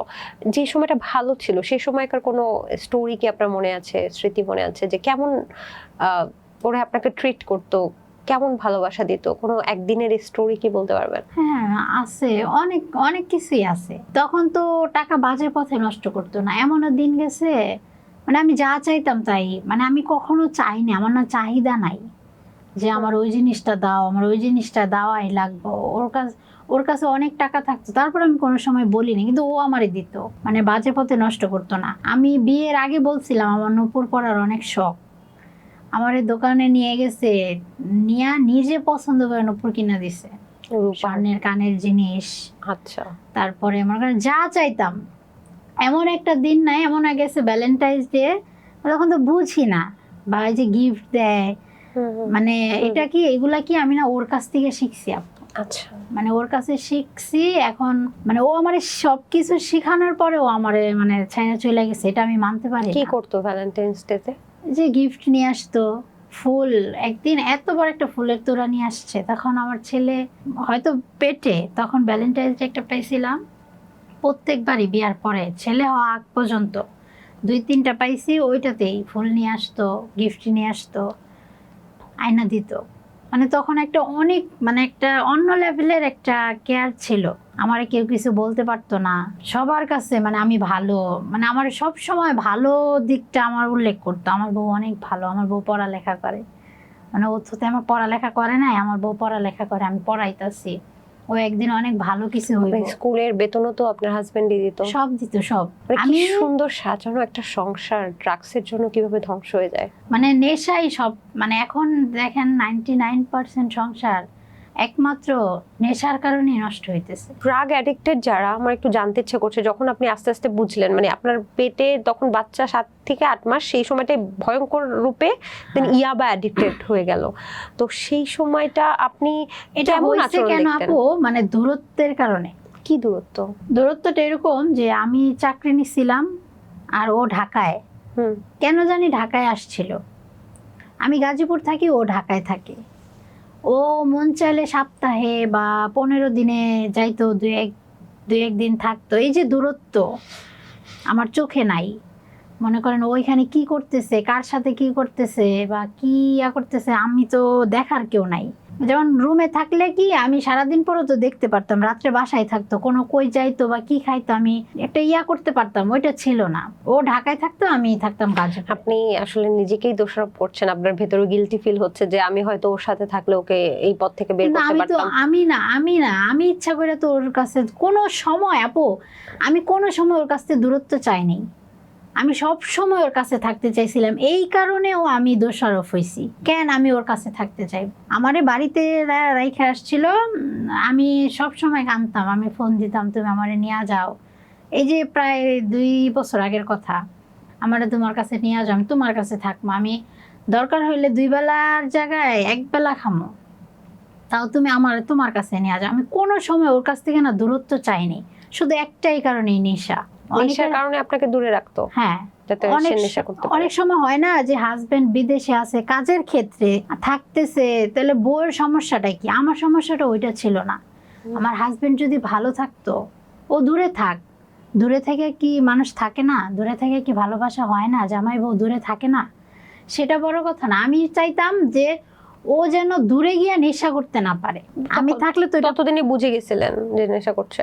বুঝে গেছি, আর ও আমারে সবসময় দূরেই রাখতো, ও চাইতো না যে আমি কাছে থাকি, ওর সমস্যা হোক, বাধা মানে দেয় না। হ্যাঁ, ওই দূরত্বটা থেকে ও বেশি নষ্ট হয়ে গেল। আমি শুনেছি যারা নেশাগ্রস্ত হয়ে যায় তখন তারা ওয়াইফের সাথে, তো ওই যে একটা বললেন যে খুব বাজে ব্যবহার, মারা, টাকার জন্য চাপ দেয়া, আরেকটা সাইড হচ্ছে তারা যখন নেশা করে আসে তখন একদম ঠিকঠাক ভালো থাকে, মানে তখন আবার ওয়াইফকে খুব ভালোবাসি, বা আপনাকে ভালোবাসার যে তোমার জন্যই তো এরকম করছি, যে এটাই তো আমার পরিবার, আমি এই পরিবার আর করবো না, এবার মাফ করে দাও, এরকম মাফ চাওয়ার একটা ধাপ চায়। মানে তাদের না মুডটা খুব বেশি ফ্লাকচুয়েট করে। এই আপনার মনে হবে যে হয়তো ও ঠিক হয়ে যাচ্ছে, আবার এই মনে হবে যে ও হয়তো আর কখনোই ঠিক হয়, এটা মনে হয় ঠিক হওয়া সম্ভব না। এই কারণে যারা নেশাগ্রস্তের সারাউন্ডিংসে পড়ে, বা যারা প্রিয় মানুষটা নেশাগ্রস্ত হয়ে যায়, তখন ওই অপোজিটের কাছের মানুষটা মানে আপনি তাকে ছাড়তে পারবেন না কোনোভাবে, যে আমি কি ব্যাক করবো, ও তো আবার বলছে ও ঠিক হয়ে যাবে, তাহলে কি আরেকটু ওয়েট করবো, আমি কি আরেকটু চেষ্টা করব, এইরকম দোটানার মধ্যে পড়ে যান এবং আপনি নিজেকে কন্ট্রোল করতে পারেন না। এইরকম কোনো ঘটনা ঘটেছে কিনা আপনার ক্ষেত্রে? এরকম তো মানে এই যে 10 বছরে এরকম হয়ে গেছে, আপনার কথাটা একেবারে মানে 100%। ও এরকমই করতো। কি করতো মানে একটু বলেন নেশা আমাকে। করতো না, নেশা করলে বিশ্বাস করবেন এমনও সময় গেছে এতটুকু বেহায়া যে আমার পা ধইরা মানে আমার পা ধইরা কাঁদতেছে, কি বলে? কি আমি একটু নেশা করি, এইবারই শেষ, আমি ভালো হয়ে যাবো, আর জীবনও করবো না। আমার পেটে যখন 8 মাসের বাচ্চা, ওরেও ছুঁয়া বলছে আর জীবনও করবো না, এরকম হইব না, আজকে একটু করি। আপনি জানেন এই ভালো হওয়ার নেশায় আমি তার এই সুযোগটাও দিছি। আপনিও তো নেশাগ্রস্ত হয়ে গেছিলেন তখন এই কথা শুনে না? মানে আমিও ভাবছি আচ্ছা ঠিক আছে, আজকে সারা জীবন জ্বলার চেয়ে থাক, আজকে যখন বলতেছে করো, ও তো ভালো হয়ে যাবে, এই ভালো হইতে মানে ভালো হয়ে যাবে। আবার নেশা করলে সে খুব ভালো, খুব ভালো। এই যে আপনি যে কথাটা বলছেন না, সেম, খুব ভালো। আমার কি লাগতেছে, যা না লাগতেছে তাও আনবো, আমার যেটা না দরকার সেটাও আমার সাথে করব, আমার সাথে খুব ভালো ব্যবহার, আমার কাজ করার চেষ্টা করব। আমি যেটা আমার এখন দরকার নাই, যখন ও মানে ভালো সুস্থ মাথায় আছে, আমি যদি বলি যে আমার ওই জিনিসটা একটু আইনা দাও, মানে দোকান থেকে, পারবো না, এখন না, ভাল লাগতেছে না। আর যখন আপনার এই জিনিসটা দরকার নাই অথচ ও নেশাগ্রস্ত, আপনার বলা লাগবে না, ও আন্তাজি নিয়ে আসবো। যে ভালোবাসা নেশা খাওয়ার পরে বা নেশা করার পরে যে ভালোবাসা আসে, সেটা কি আদৌ ভালোবাসা? না, কখনোই না। এই যে আপনাকে একটা গোলক ধাঁধায় ফেলছে, আপনি কি বুঝতে পারতেছেন? নেশা করে আপনাকে ভালোবাসছে, নেশা যখন নাই আপনি কেউ না, আপনাকে মারছে। এটা কিন্তু একটা গোলক ধাঁধা। এই গোলক ধাঁধায় এটা কিন্তু কোনো সমাধান নাই, যদিও সমাধান আছে, আমরা পরবর্তীতে বলছি। আর কোনো ঘটনা কি আপনি বলতে পারবেন যে আসলে নেশাগ্রস্ত অবস্থায় সে কত ভয়ঙ্কর হয়ে যেত? নেশাগ্রস্ত না, যখন নেশা পেতো না সেই সময়টা কতটা ভয়ঙ্কর হতো? আমি তেমন কিছু তার কাছ থেকে এখনো মানে দেখি নাই, ওই যে করি নাই, কিন্তু সে নেশা করার জন্য সবকিছু করতে রাজি। কি করতো যখন নেশা উঠতো? হয় না, এটা তো নেশা ওঠা, যে যখন পাচ্ছি না, খেতে পারছি না, আপনি আটকে রেখেছেন বা সবাই না করছে বা আশেপাশে হয়তো পারছে না, সে ঘর থেকে বের হওয়ার জন্য পাগল হয়ে গেছে, এরকম কোনো ঘটনা ঘটেনি? না, এরকম হয়েছে বলতে কি মার ধরে, এটাই মানে, যেমন ধরুন ও ওর কাজটা করতে পারতেছে না, কিন্তু আমার নামে অন্য একটা কিছু একটা বইলা, আমার অপবাদ দেয়া বা আমার উপরে দোষ চাপায় আমার মায়ের, ব্লেম গেম। হ্যাঁ, মায়ের ধরে কইরা এরকম একটা মানে নাটক সাজাইছে যে দোষটা আমার, ও মানে ঘর থেকে বের হওয়া হয়েছে ওর কথা, বাস রাগ করে গেছে, 2-3 দিন নাই উধাও। তোর জন্যই তো বেরোচ্ছে। হ্যাঁ, আমার জন্য। কিন্তু কি আপনি সত্যি কথা কি, পরে লাস্টে দোষ আমারই হয়েছে, ওর ফ্যামিলি হোক যেই হোক আমারই বলছে। নেশাগ্রস্তর একটা মানুষের সবচেয়ে বড় অস্ত্র বা হাতিয়ার হচ্ছে একটা মাইন্ড গেম বা ব্লেম গেম, যেটা ওনার সাথে হয়েছে। আমরা যেটা দেখতে পাচ্ছি যে ওনাকে এমন ভাবে ফিল করাতো যে তোমারই দোষ, তোমার কারণেই আমার এইটা হচ্ছে, তোমার কারণেই তো আমি বাইরে হয়ে গেলাম, তোমার কারণেই নেশা করে আসছি, তোমারই দোষ। এবং আপনি যখন ও চলে যাচ্ছে, আপনি একটু মনে মনে হয়তো ভাবতেন যে হয়তো আমারই দোষ, আমি কি আরো একটু ভালো হব, আরো একটু নিজেকে চেঞ্জ করব, তাহলে কি ও ঠিক হয়ে যাবে, এরকম বিভিন্ন ফিলিংস আসতো না? আমি মানে আমি নিজে না, আমার কোনো মানে দেখতাম না, মানে আমার কি দোষ, সে বলতো না। আমি জিজ্ঞেস করতাম অনেক সময় যে আমি কি করছি, বলতো আপনার যে কথাটা না, ও বলতো যে তোর লাগেই সবকিছু, তোর কারণেই। কিন্তু আপু নেশার সাথে আমার কি সম্পর্ক? আমি তো ওর সাথে মানে ওর কাছে কিছু চাইতাম না, বা ঝগড়া বা, ঠিক আছে আমার একটা সুন্দর একটা সংসার ছিল ওই সময়, আমার ছেলেটা তখন 2-3 বছর হয়ে গেছে, জুনাইদ বড়, যে আমার সুন্দর, বিশ্বাস করবেন না, মানে কল্পনার চেয়ে আমার কাছে। আপনার দ্বিতীয় ছেলে পেটে আসার সময় এই ঘটনা? না, প্রথম ছেলে থেকেই শুরু হয়েছে। হ্যাঁ, আমি সবাই জানাইতে চাই যে নেশা করা হাজবেন্ডরে ঠিক করার জন্য কেউ যেন কখনো বাচ্চা না নেয়, কেউ ভুলেও যেন কখনো বাচ্চা না নেয়। কেন দেখেন, ও তো ঠিক হবেই না, কখনোই না। দুনিয়া যদি উল্টায়ও যায়, কেউ দেখাইতে পারবে না যে হ্যাঁ নেশাগ্রস্ত একটা ছেলে ঠিক হয়েছে বাচ্চা হওয়ার পরে। মাঝখান দিয়ে কি বাচ্চা, যে যতটি মানে জয়টা বাচ্চাই হোক, বাচ্চাদের জীবন নষ্ট, একেবারে নষ্ট, শেষ। মানে আমি এটা সবার উদ্দেশ্যে বললাম, যারা আছে বা বুঝতেছে যে হাজবেন্ড নেশাগ্রস্ত, আমি বলবো হাজবেন্ডকে ছাইড়া দেন। কেন বাচ্চা নিয়ে পরে যে ছাড়ার ডিসিশন নেবেন, তখন কি হবে যে আমাদের মতো বাচ্চারা লাত্তি উষ্টা খাইবো, বড় হইব, তাদের জীবনে একটা কাহিনী তৈরি হইব। এর চেয়ে ভালো কি আপা, যখনই বুঝতে পারা যে আমার হাজবেন্ড নেশাগ্রস্ত বা নেশা করতেছে, অনেকে আছে না, না বুঝে বিয়ে করে ফেলে, তখনই ছেড়ে দেওয়া ভালো। মানুষ যেরকমই হোক, একটা ধাপ গেল, কি আমার বাবা মার ধাপ গেল, তারপর আমার হাজবেন্ডের কাহিনীটা গেল, এখন আসছে আমার বাচ্চা। আমার যখন ছেলে বড় হবে গর্ভ অবস্থায়, তখন তো একটা স্বামীর কত রকমের অবদান থাকে, কেন তারই তো বাচ্চা। পাশে ছিল না? না, পাশে ছিল, কিন্তু হওয়ার সময় এরকমও গেছে, মানে 10 টাকা নাই ওর কাছে, কোনো চিন্তা নাই, মানে ওর মাথায় কোনো চিন্তা নাই যে আমার ওয়াইফের কি হইব, বা আল্লাহ না করুক হাসপাতালে তো যাওয়া লাগতে পারে, টাকা লাগতে পারে, আমার বাচ্চাই বাঁচে না আমার বউ বাঁচে, এরকম একটা ইয়া তো মানুষের আগে থেকে আসে। বাচ্চা পেটে আসলে অনেকে ভাবে আমার বউয়ের কি না কি হয়, আমার বাচ্চার কি না কি হয়, কিন্তু ওর মধ্যে না এরকম কিচ্ছু ছিল না, কিছুই না। ওর কাছে আমার যেদিন বাচ্চা হবে সেদিন মনে করেন ওর কাছে 10 টাকাও নাই। আমার ব্যথা হয়েছে, আমার বাচ্চা নর্মালি হয়েছে, বাসায় হয়েছে, বেঁচে গেছেন। বেঁচে গেছি। মানে কি জানেন, আল্লাহ না কেউ কোনোদিন মারে না কারো আশায়, কিন্তু ওই দিন যদি আল্লাহ না করুক আমার কিছু হইতো, আমি মরে যেতাম, আমার বাচ্চাটা মরে যেত, তাও আমরা বাচ্চা যেতাম। মানে আমার মরে গিয়ে কাছে, বেঁচে যেতেন? হ্যাঁ আমার কাছে এরকম মনে হইলো যে ওই দিন যদি, মানে যে ডেলিভারি বাচ্চারে দেওয়ার সময় যদি আমি মারা যেতাম বা আমার বাচ্চাও মারা যেত, দুইজনের একজন যে কেউ বাচ্চা যেতাম। কষ্টের একটা পর্যায়ে আছে, আমি শুনেছি সর্বশেষ পর্যায়ে যখন একটা মানুষ চলে যায় তখন নাকি মৃত্যুই মূল মুক্তি, এরকম চিন্তা ভাবনা চলে আসে, যদিও এটা কখনোই উচিত না। যেদিন আপনার ডেলিভারি হয় সেদিন কি পাশে ছিল আপনার হাজবেন্ড? মানে ওইটাও ছিল কি, মানে ও আমারে সবসময় না মানুষের, মানে মানুষের আছে না যে আমি তো ওর বউ, ওর যে একটা দায়িত্ব জ্ঞান, ওই দায়িত্বতে রাখতো না। ওই যে নেশাগ্রস্ত হওয়ার পরে দায়িত্ব তো ছাইড়াই দিছে, নিয়ে ফালাই রাখছে আমার মার পাশে, মানে আমার মার বাসায়। ও, বাচ্চা হবে ডেলিভারি মার বাসায়, ঠিক আছে, বাচ্চা মার বাসায় হবে, তারপরে তো বাবার একটা দায়িত্ব আছে না, এক সেট কাপড় বা একটা 5 টাকা দামের একটা ব্লেড বাচ্চার নাভি কাটার জন্য তো লাগে, ওইটাও কি বাবার দায়িত্বে পড়ে না? ওর কাছে এই টাকাটাও নাই। কিন্তু আমি শুনেছিলাম কি আপা, নেশাগ্রস্তরা নাকি মিথ্যা আশ্বাস দিতে খুব পছন্দ করে। মানে অনেক এই ধরেন আপনাকে বলছে যে বাচ্চা হয়ে গেছে, এখন আমরা সুন্দর করে আবার জীবনটা শুরু করব, কিন্তু আসলে ধরেন এমনও হয়তো বা আপনাকে আশ্বাস দিয়েছে যে তোমার ডেলিভারিতে কি প্রয়োজন আমি সবকিছু দেবো, কিন্তু আসলে ও তার কাছে কোনো টাকাই নাই, কোনো বাস্তবতাই নেই। কিচ্ছু না, ওইটাও বলছে। যেদিন আমার বাচ্চা হবে আমার আম্মা জিজ্ঞেস করছে যে এখন কি করবা, এখন কি করবি, মানে ও তো খালা ছিল, ওর এইভাবে বলতো এখন কি করবি, বাচ্চা হলে এখন যদি হাসপাতালে নেওয়া লাগে, নেওয়া লাগলে তখন একটা তখন দেখা যাবে। ও না কখনো নিজের ভুল স্বীকার করতো না, মানে ও এমন উঁচু গলায় কথা বলতো, ঠিক আছে ওর কাছে টাকা নাই, বলতে পারতো আম্মা আন্টি আমার কাছে তো টাকা নাই, দেখেন আমার পরিস্থিতিটা খারাপ, আপনারা একটু দেখেন। মানুষের কথায় অনেক কিছু।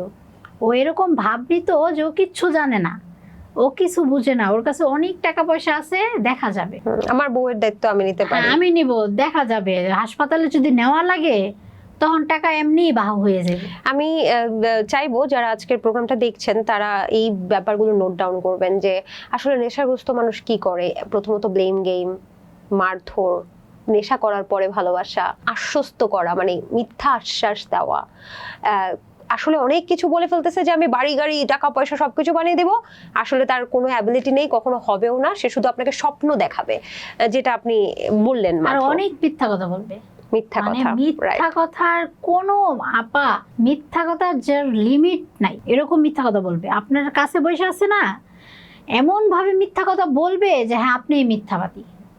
ও একটা 100%, এখানে যদি 10 জন লোক থাকে ওর কথার ভুল কেউ ধরতে পারবে না। নেশাখোরদের আরো একটা বৈশিষ্ট্য যেটা বলেন মিথ্যা কথা, এটা হচ্ছে যে আপনি, মানে ওরা সাদাকে কালো বলে ফেলে এবং সেই কালোটাকে এস্টাবলিশ করবে, যতক্ষণ পর্যন্ত এস্টাবলিশ না করতে পারবে ততক্ষণ পর্যন্ত আপনাকে হিপনোটাইজ করতে পারবে। এবং একজন নেশাখোরের হিপনোটাইজ ক্ষমতা কিন্তু সবচেয়ে বেশি, তাদের কাছের মানুষকে খুব সহজে হিপনোটাইজ করতে পারে।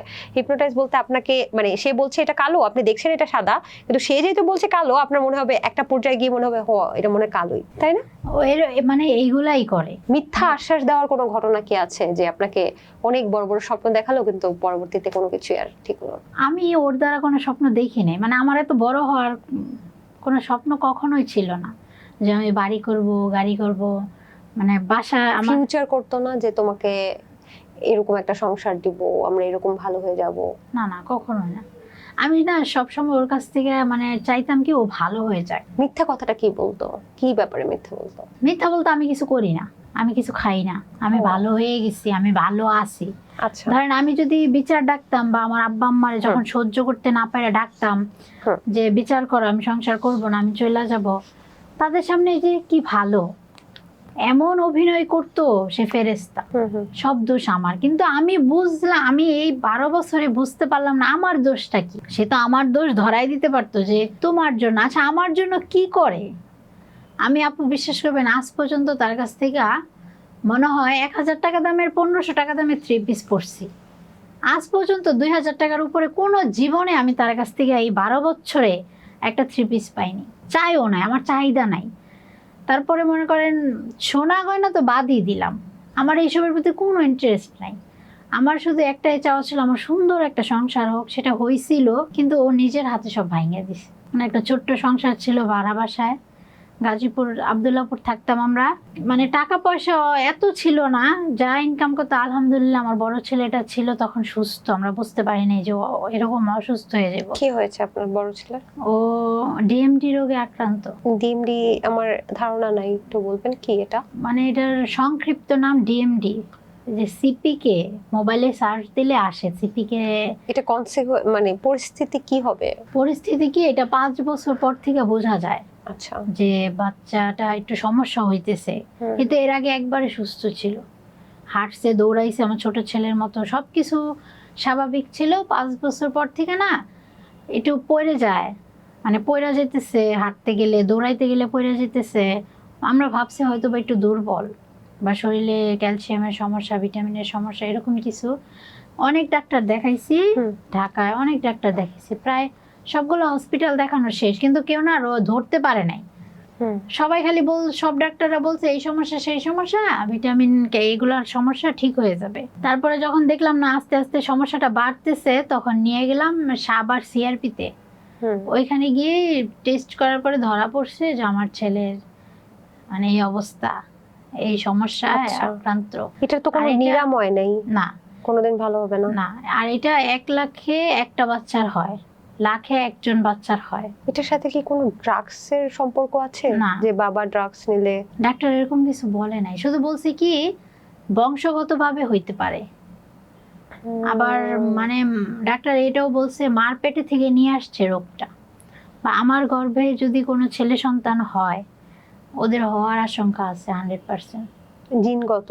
হ্যাঁ, জিনগত সমস্যা। তারপরেও হয় কি অনেক সময় ড্রাগসের সংস্পর্শে যদি নারীরা আসে বা পুরুষদের মানে কি বলে যে পুরুষদেরও যদি ড্রাগস নেওয়ার একটা টেন্ডেন্সি থাকে, তাহলে কিন্তু অনেক রোগবালাই হতে পারে। আমি যদিও এটা সম্পর্কে জানি না, যেমন সিগারেট কিন্তু বাচ্চাদের জন্য অনেক ক্ষতিকর। হ্যাঁ, সিগারেট খোর কেউ যদি প্রেগনেন্ট হয় বা সিগারেট খাচ্ছে, তার হাজবেন্ড যদি খায়, তাহলে কিন্তু বাচ্চাদের উপর এটা মারাত্মক ইফেক্ট পড়ে। তো যাই হোক, আমি জানি না, সৃষ্টিকর্তা হয়তো দিয়েছে, লাখে একজন বাচ্চার হয়, সেটা আপনার সৃষ্টিকর্তা সবকিছুই অবশ্য ভালোর জন্যই হয়তো করে।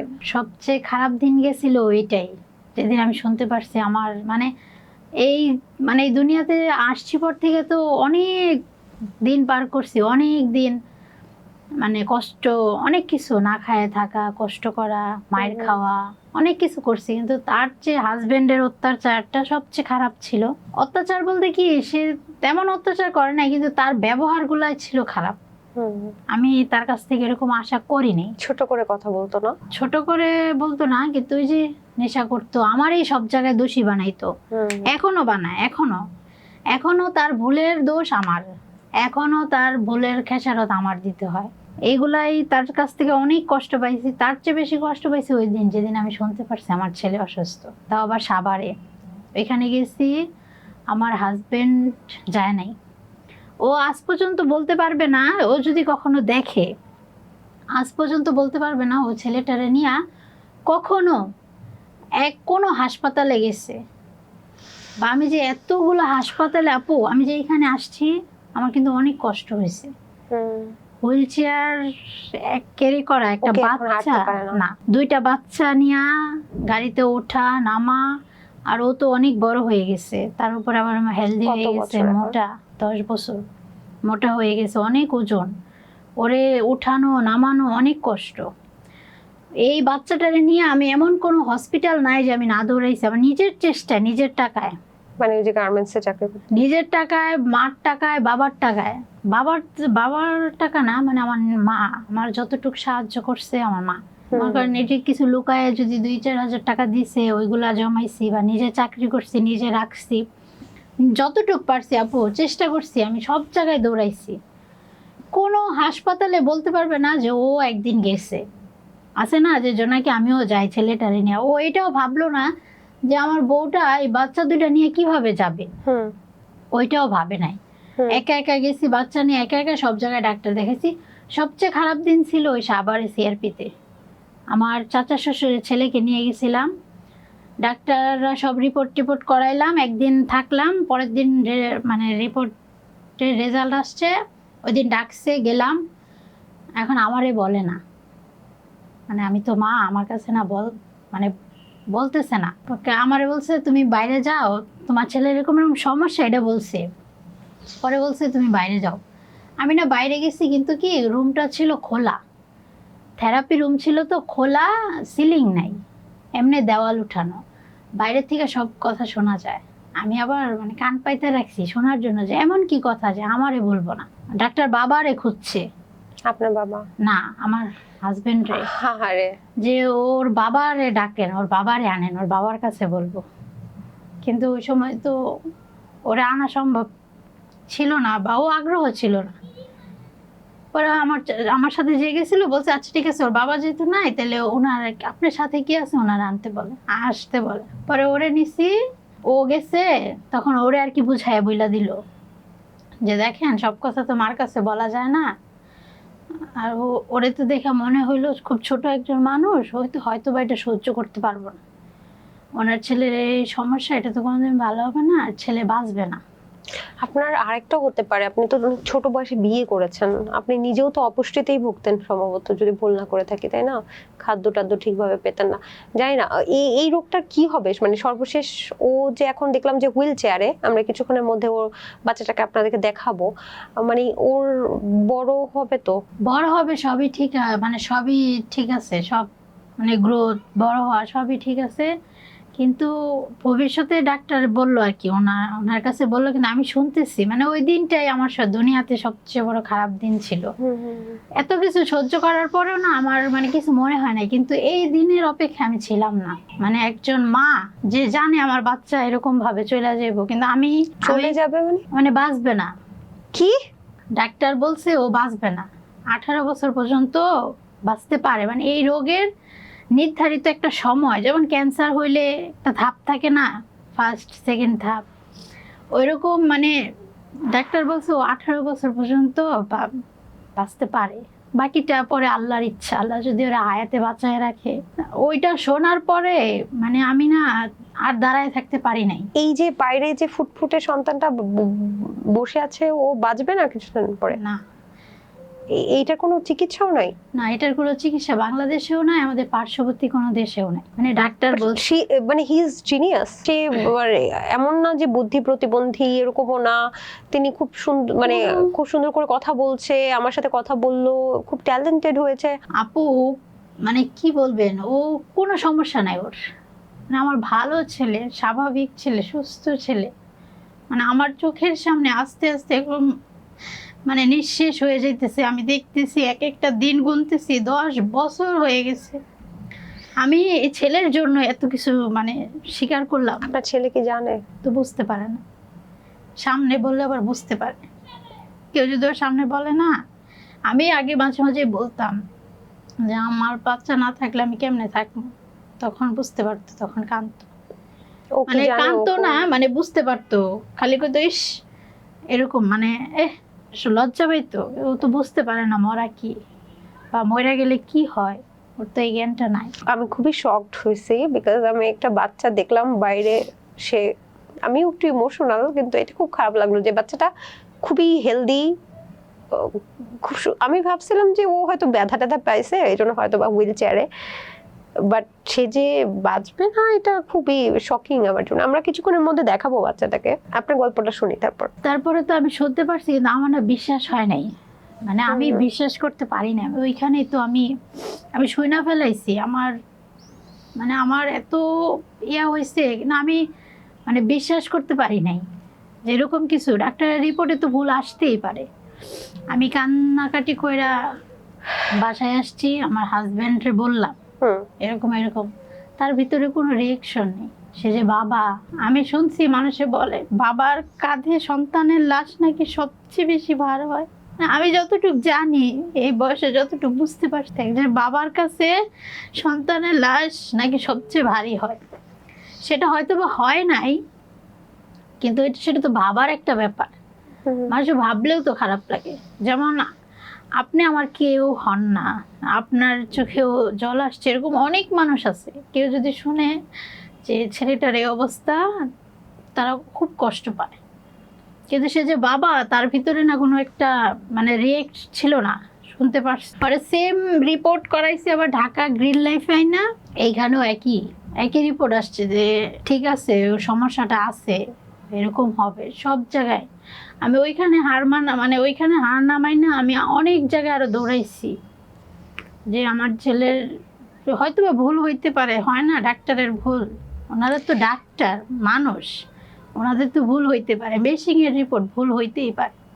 আমি অনেক জায়গায় চেষ্টা করছি, সব জায়গায় একই ব্যবস্থা, একই রকম রিপোর্ট। না মাইনা আমি হার মাইনা নিছি যে আমার কিছু করার নাই। যাও ডাক্তারে বলছে যে থেরাপি দেওয়ার জন্য, থেরাপি দিলে ও স্বাভাবিক কিছুক্ষণ সুস্থ থাকবে।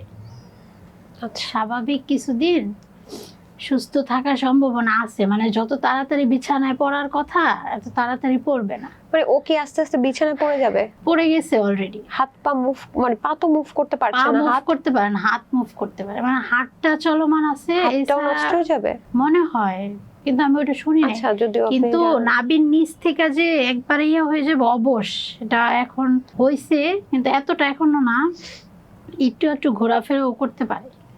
আমার সবচেয়ে বেশি কষ্টের বিষয়, দেখেন না, আমার বাচ্চা এরকম, ঠিক আছে, সেটা তো আমার দোষে হয় নাই, আমার এটা তো করার কিছু ছিল না। আমি তো ইচ্ছা করে আল্লাহর কাছ থেকে এরকম বাচ্চা চাই নাই, কেন আমি বাবা মার দ্বারা কষ্ট পাইছি, হাজবেন্ডের দ্বারাও কষ্ট পাইছি, সন্তানের দ্বারাও কষ্ট পাইলাম। মানে একটা বাচ্চারে পেটে রাখছি পর থেকে অশান্তি, তারে দুনিয়াতে আনলাম, তারে পাললাম, তার মুখের দিকে তাকায় সব কষ্ট সহ্য করলাম, হজম করলাম। শুধু ভাবতাম যে আমার আম্মার যেরকম বিয়ে হয়েছে আমারও যদি হয়, আমার ছেলেটাও তো মানুষের কথা শুনবে, লাত্তি উষ্টা খাইব, তো দরকার কি, থাক, আমি কষ্ট করে থাকি। কিন্তু আমি না ওই জিনিসটাও পারলাম না, আমি একটা ভালো মাও হইতে পারলাম না। ওর নাম কি? ওর নাম জুনাইদ। ও কি স্কুলে পড়ে? জুনাইদ স্কুলে দেন নাই? এমনি স্কুলে দিছিলাম যখন ও হাঁটতে পারতো, এখন তো একবার হাঁটতে পারে না, এখন সব বলে না যে মা স্কুলে দাও নাই কেন? বলে। কি বলেন, কি উত্তর দেন? বলে আমি স্কুলে যাবো। ওর হাতের লেখা অনেক সুন্দর, মানে আরবি, বাংলার থেকে ওর আরবির প্রতি আকর্ষণ অনেক বেশি। আরবি এত সুন্দর করে লেখে, আমার মোবাইলে ছবি আছে, আমি না এগুলো রাইখা দিই ছবি স্মৃতি হিসাবে। যদি আমার ছেলে কখনো না থাকে, আল্লাহ না করুক, আমি ওইগুলো দেখা মানে মাঝে মাঝে এগুলো রাইখাই কি করব, এগুলো রাখলে তো আরো কষ্ট বাড়বো, কিন্তু আমি না রাইখা দিই। ও চায়, ও বলে আমার স্কুলে নিয়ে যাও মা, আমি স্কুলে যাইতে চাই। কিন্তু আমার এমন একটা অবস্থায় আছি যে ও অসুস্থ, ওরে কি স্কুলে ভর্তি করাবো? যে সুস্থ তারে আমি স্কুলে পড়াইতে পারতেছি। কেন? যে আর্থিক সমস্যা। আমার হাজবেন্ড আমাদের তো দেখে না।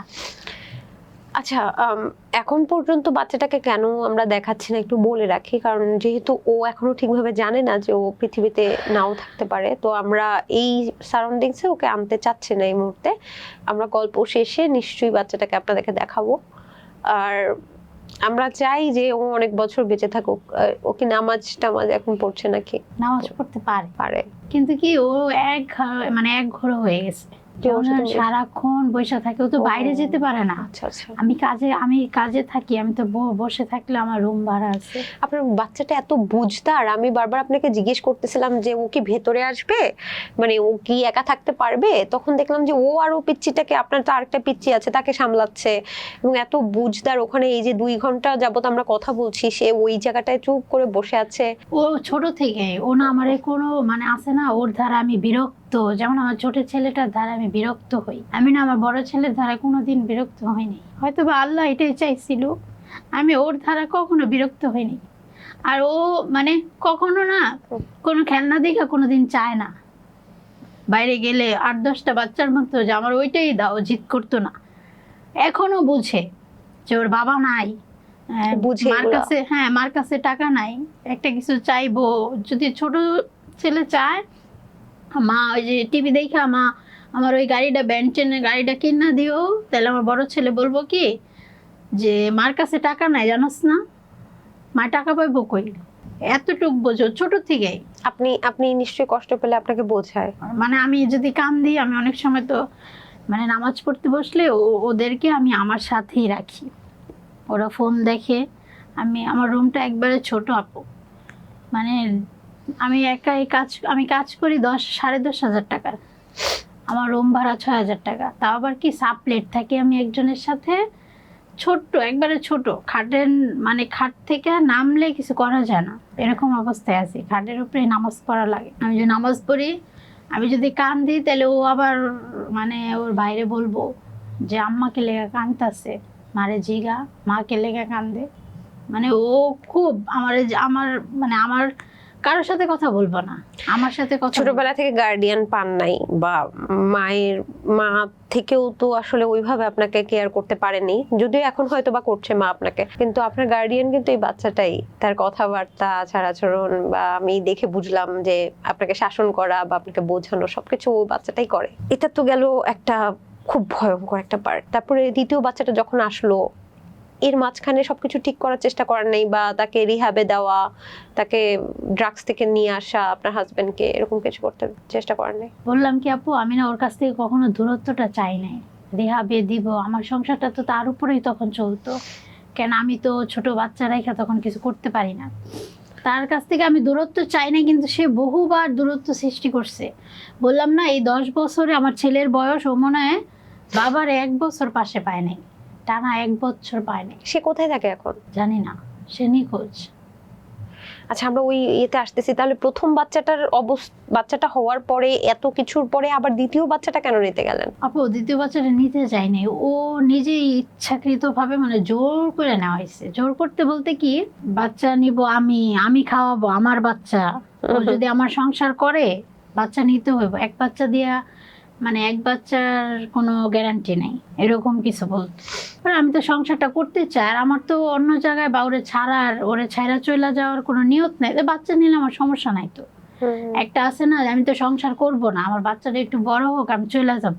তবে আমি জানি না, অনেক সময় দেখি যে আমার সারাউন্ডিংসে এই যে নেশাখোর ফ্যামিলি বা যত আমি এরকম গেস্ট পেয়েছি, আমি দেখেছি যে যারা ভিকটিম হয়, ধরেন আপনি তো ভিকটিমকে আরো বেশি বার্ডেন, মানে বোঝা চাপায় দিতে পছন্দ করে, যে যেন বোঝা থেকে কোনোভাবেই ভিকটিম চলে না যেতে পারে, এখান থেকে বেরিয়ে না আসতে পারে, এই জালের মধ্যেই যেন আবদ্ধ হয়ে থাকে, যেন ভিকটিমকে আরো বেশি হিউমিলিয়েট করতে পারে, আরো বেশি কি বলে টর্চার করতে পারে। আপনাকে সেরকম কিছু মনে হয়েছে? এরকমই, যেমন ধরেন 2টা বাচ্চা, আমার বাচ্চাটার কারণে তো আমি আটকায় আছি, দেখেন আমি কিচ্ছু করতে পারতেছি না, আমার হাত পা মনে করেন একরকম শেকলে বাঁধা। আমি যদি একটা কিছু করি, আমার তো ঘর থেকে বের হয়ে যাওয়া লাগবে, আমি যাইতে পারি না। ছোট একজন আছে, বড় একজন তো অসুস্থ, ঘরে রাইখা কি যাওয়া সম্ভব? ছোট বাচ্চাটা তো সুস্থ আছে এখন? আছে, ওরও টেস্ট করানো হয়েছে, আলহামদুলিল্লাহ এখনো ভালো আছে, কিন্তু 5-6 বছর পর্যন্ত এটা রিস্ক আছে। মানে এই রোগটা কি এখন যে টেস্ট করতেছি ধরা পড়তেছে না, এমন আছে হুট কইরা 5 বছরের ভিতরে, 5 বছর ওর যখন বয়স তখন ধরা পড়তে পারে। যেমন ওই যে বড় জনের ধরা পড়ছে 5 বছর পরে। আচ্ছা আচ্ছা, মানে আপনার জিন থেকে ঝামেলাটা হবে এরকম কিছু? হ্যাঁ, আমার গর্ভে যদি ছেলে সন্তান হয় ওদের সমস্যা। শুধু ছেলে সন্তান হলে? ছেলেদের, মেয়েদের নাকি এই জিনে এটা করতে পারে না। আচ্ছা, মেয়েদের আচ্ছা। ক্ষেত্রে পারে না, শুধু ছেলেদেরই। তাহলে ভয় তো এখনো যায়নি আপনার জীবন থেকে। সর্বশেষ কি হলো আপনার এই নেশাগ্রস্ত স্বামী? কি করলেন? নেশাগ্রস্ত হাজবেন্ড, তারপরে এই যে আমার ছেলেটা অসুস্থ, ওর থাকতেই কিন্তু এটা মানে বুঝতে পারলাম সবাই। তারপরে যেমনি হোক যাইতেছে, আমিও চাকরি করতেছি। এর ভিতরে অনেকবার চলে গেছে, আসছে, সবকিছু ইয়ে হয়েছে, কিন্তু আমি আমার ছেলেটার জন্য মানে কোনো জায়গায় যাইতে পারতেছি না। ওরে রেখে আমি কই যাব? হুম, হুম, হুম। সবাই বলে ওরে ডিভোর্স দাও, ডিভোর্স দিয়া বাচ্চাগুলো ওরে দিয়া দাও, হুম, ওর বাচ্চা ও পালবে। এই বাচ্চা তোমার তো কিভাবে একটা পালবে? তোমার তো ঠেকা না যে ওর বাচ্চা তুমি পালবা, তোমার জীবন জাহান্নাম বানায় রাখবা, ও কোনো খোঁজ খবর নেবে না, টাকা পয়সা তো দূরেই থাক। হুম, হুম, হুম। কিন্তু আমি তো পারি না। কেন পারেন না?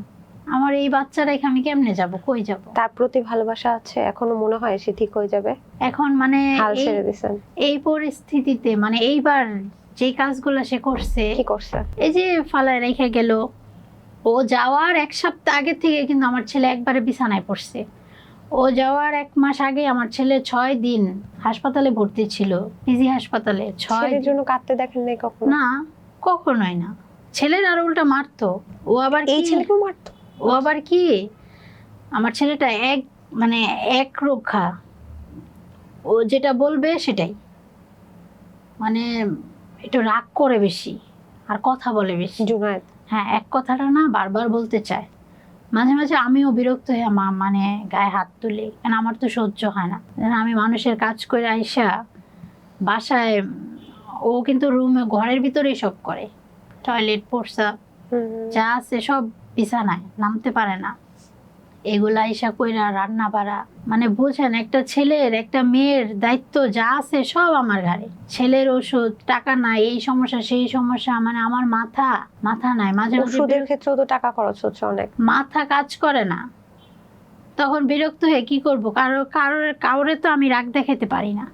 যেমন আরেকটা কথা বলি কি, যে আমরা তো 2 বোন, 2 বোনের ভিতরে আমার বোনটা তো অনেক কষ্ট করছে, আমি তো ও, বললাম। তারপর ওর কি হলো? আপনার ছোট বোনটা সৎ মায়ের কাছে ছিল? তখন ওই যে আমার বিয়ে হয়ে যাওয়ার পরে আমার মা ওরে নিয়ে আসছিল। আচ্ছা।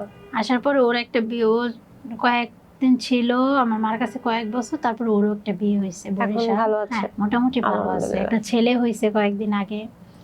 আমার দুনিয়াতে আমি মনে করি আমার যদি কেউ থাকে, আমার 2টা বাচ্চা আছে, আমার একটা বোন আছে। হুম, হুম, হুম। আর আমার বোনটা না অনেক কষ্ট করছে, তো আমি ওরে ভুলতে পারি না। মনে হয় যে ওই আমার সব। আমার এরকম মনে হয় কি জানেন, যে আমি যদি 2 বাচ্চা ছাড়া কখনো চলেও যাই, কিন্তু আমার বোন আমি ছাড়তে পারবো না। দুনিয়ার এক প্রান্তে গেলেও মনে পড়বে যে আমার একটা বোন আছে। সে আপনাকে সাপোর্ট করে অনেক? সাপোর্ট করে অনেক। টাকা, মানে টাকা পয়সা হোক, ইয়া হোক, গার্জিয়ান হিসাবে আমি যদি কখনো কোনো জায়গা না পাই যাওয়ার, আমার বোন বলবে আমার বাসায় আয়। তো ও তো অন্যের সংসার করে, কিন্তু বলে যে, সেটাই আমার কাছে অনেক। মানসিক শান্তিটাও অনেক আমি বেশি। গিয়েও থাকি, মানে যখন আমার হাজবেন্ড চলে গেছিল, আমার সংসারটা নষ্ট হয়ে গেছে, আমার যাওয়ার জায়গা নাই, রুম টুম ছাইড়া দিছি, বাড়িওয়ালা ভাড়া পায়, ভাড়া টাড়া দিয়ে আমি চলে গেছি। আমি কই যাব, রুম ভাড়া নিলে তো টাকা দিতে হবে, আমার ওরকম যাওয়ার জায়গা নাই। বোনের বাসায় গিয়েছিলাম। আপনাকে মাঝে মাঝে বাড়িওয়ালা বের করে দিত না, যেহেতু আপনার হাজবেন্ড এসে চিল্লাচিল্লি করতো, মারামারি করতো? হ্যাঁ, এরকম হয়েছে তো। বাড়িওয়ালা রুমে তালা মেরে দিচ্ছে, আমাদের ঢুকতে দিবে না।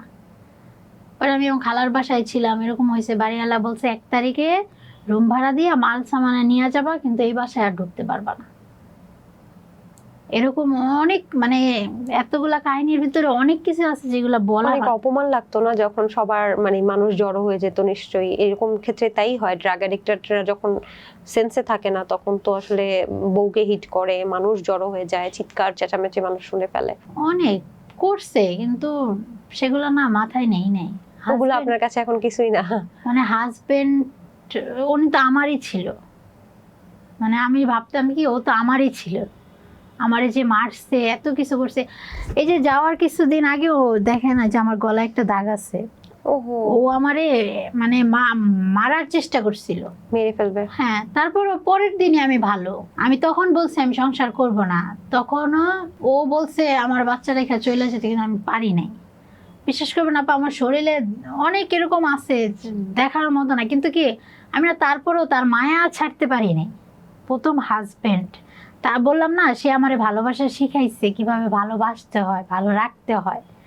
এই লেগা মানে তারে আমি আমি এখনো ভুলতে পারি না।